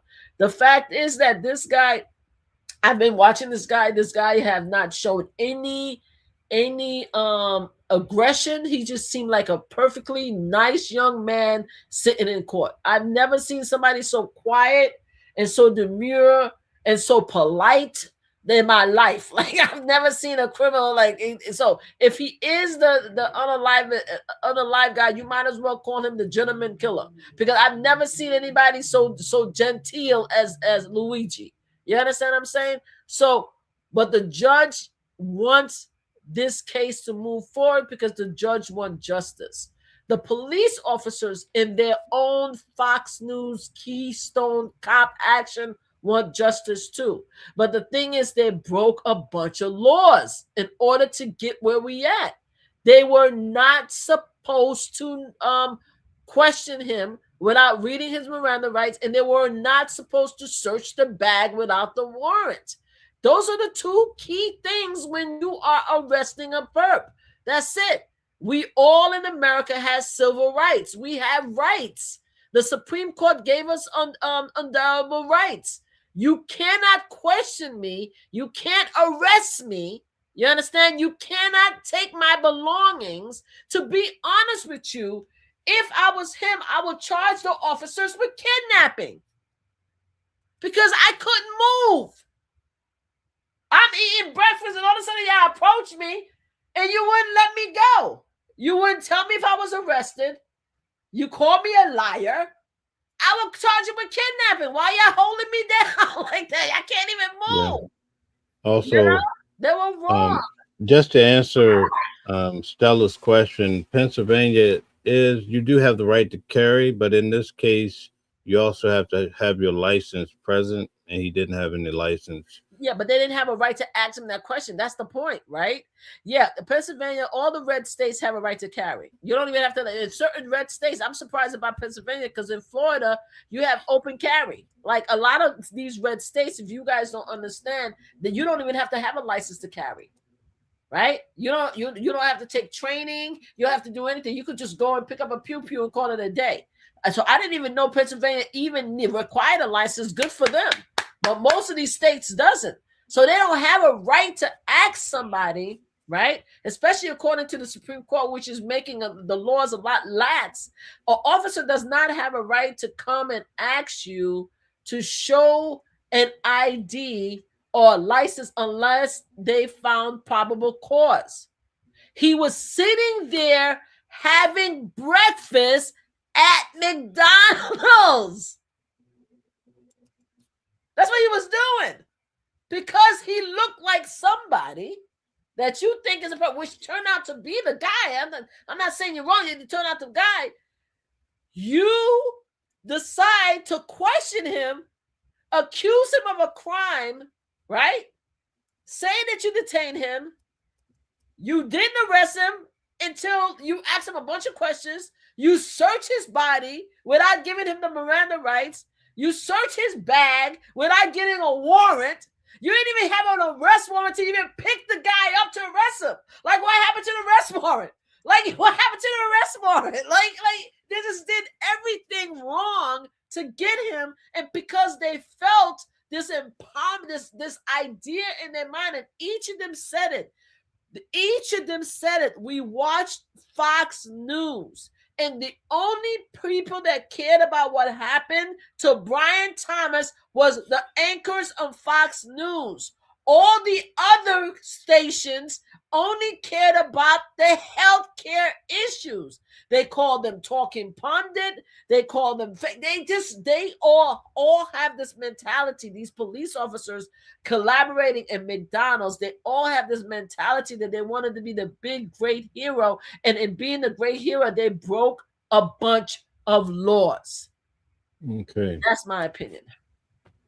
All right. Very good. So we're going to have to call it quits here. Thank you so much for coming on the channel. I think we covered a lot of ground today, and openings had us do a double whammy with Luigi Mangione, but glad to do it. Yes.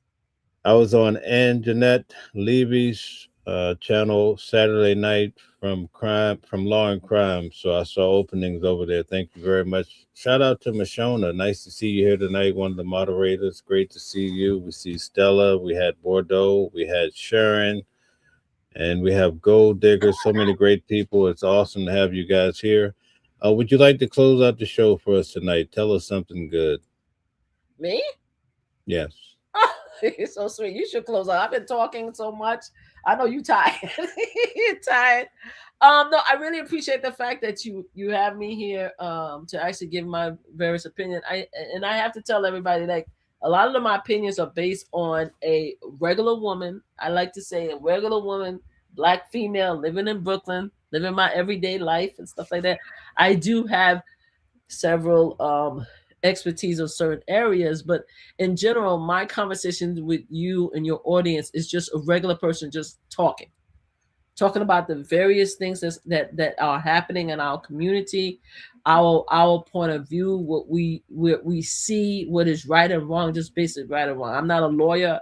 I don't pretend to be one. Well, actually on the internet I do, but other than that, this is what I'm doing. So I would love everyone to take what I have to say and just think about it, because I'm not 100% an expert, right? Just think about what I have to say and just, come up with your own thoughts and views about what you believe is right or wrong. Like whether it is what's happening to Luigi, because yes, if he is the guy that unalived Brian Thompson, then we're lucky that the officers got them. But what if he wasn't? What if he was a regular guy that was sitting there having breakfast? And what if you were him sitting there having breakfast, and all of a sudden they come in and they try to take you out and look through all your belongings and stuff like that without even telling you you're arrested, without reading your Miranda rights, without doing it? Is that right? That because they say that he's the killer, is it right what they did? Is it right? It's against your rights. If it gets about Supreme Court, New York City, New York State, Pennsylvania rights, you can't do that.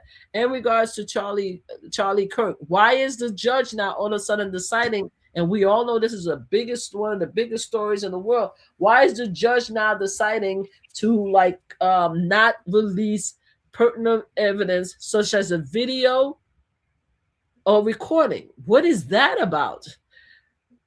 MAGA, what are you guys going to do about it? Because you guys are fighting among each other to find out the truth about Charlie Kirk's. What's happening? The rest of us, the Democrats and stuff, we kind of mind our business. God rest his soul. We hope justice is found. But other than that, we mind our business. So you guys need to figure out what the hell is going on with that. Is there a cover-up? Donald Trump, what the hell is he doing as far as blowing up ships? And we have no evidence that these people have drugs on them.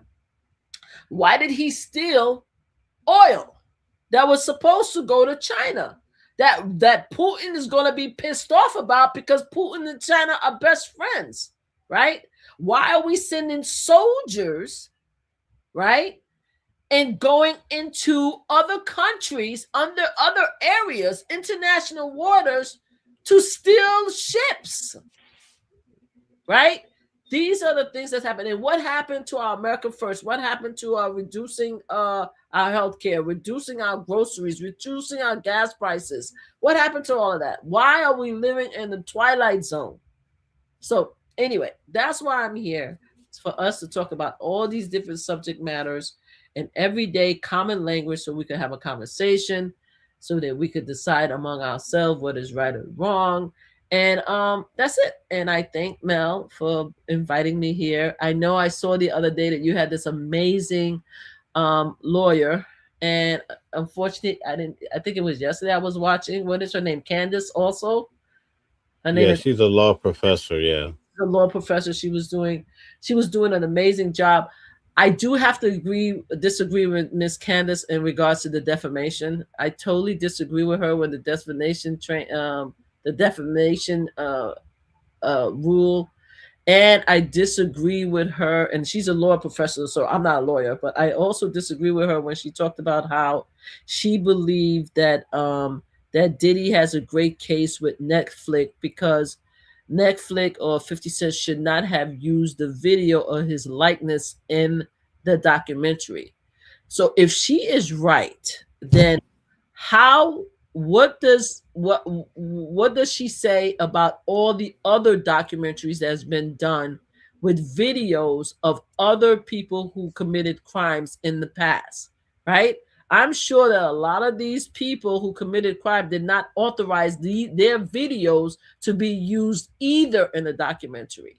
So if she's saying that Diddy has a right to say not to use his likeness in the documentary, what about Kells? What about Harvey Weinstein? What about even Michael Jackson? Like, what about all of these other documents that was done where these individuals' video was used to tell their story? I'm sure they did not give authorization to use all of their videos and stuff like that to tell the story. So when she said that, I was like, I'm not sure where she's going with that, but I thought her show was absolutely amazing.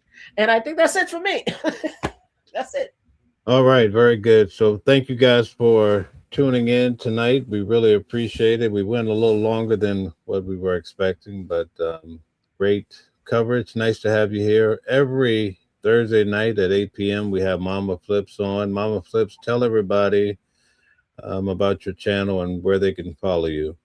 Thank you so much. I see that Stella put it up there. Thank you. Please, please, please. I'm asking everyone to please go to Mama Flip Slots. That's the channel right there. And help me get over 10,000 subscribers if you guys can help me. That channel is me and my mom playing slots, but it's a very important channel that I am really working to get over 10,000 subscribers. So please follow me there. If you like to follow me on this channel, which is Mama Flip Live, this is the channel that I use to actually me and Mel talk about the different subject matters and stuff like that. Please follow me there also. But I really, if anybody want to help me out, please help us get over 10,000 subscribers on our slot channel. It's very important to us. Why is it important? Because we love to play slots, and in the slot community to be respected and to be considered a slot content creator, which is what we love to do as our hobby, you have to have 10,000 subscribers and more. So please help us in that way. So that's it. All right. Thank you so much. And you guys have a great night, and everybody be well. We'll be in court tomorrow. We'll come back and tell you what happened, what occurred. And thank you for hitting the like button, sharing, and subscribing. We appreciate it. Go support Mama Flip. She's awesome. You can see she can really break these points down. And we like having her over here. We stand with Mama Flips, all right? Thank you. Thank you so much. And tell everybody you have a famous son, right? Yes, I do have a famous son. His name is Queen's Flip. And I should ask everybody, who knows Queen's Flip? Did anybody they know. Which one of you guys know my son? There's a picture of him here. You can see this picture, like right here. That's him. That's him. That's the son right there. Yeah, he's on the biggest podcast, I believe. One of the biggest in the country. Very well.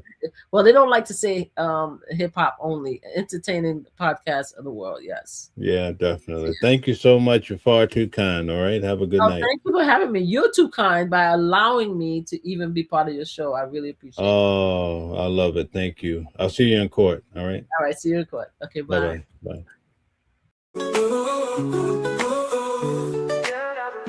Different voices, but the same song. Loving a world where we all belong. Kindness leading the way, breaking the chains. In the symphony of love, the thing remains. Embracing diversity, brighter days in sight. Sharing love and light. Hearts beating as one in our peaceful flight. Colors of harmony, painting the night. United we stand in love's pure might.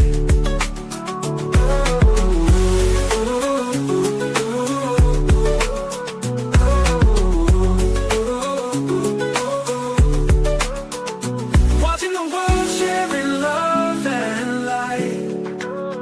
Hearts beating as one in our peaceful flight. The colors of harmony, painting the night. United we stand in love's pure might.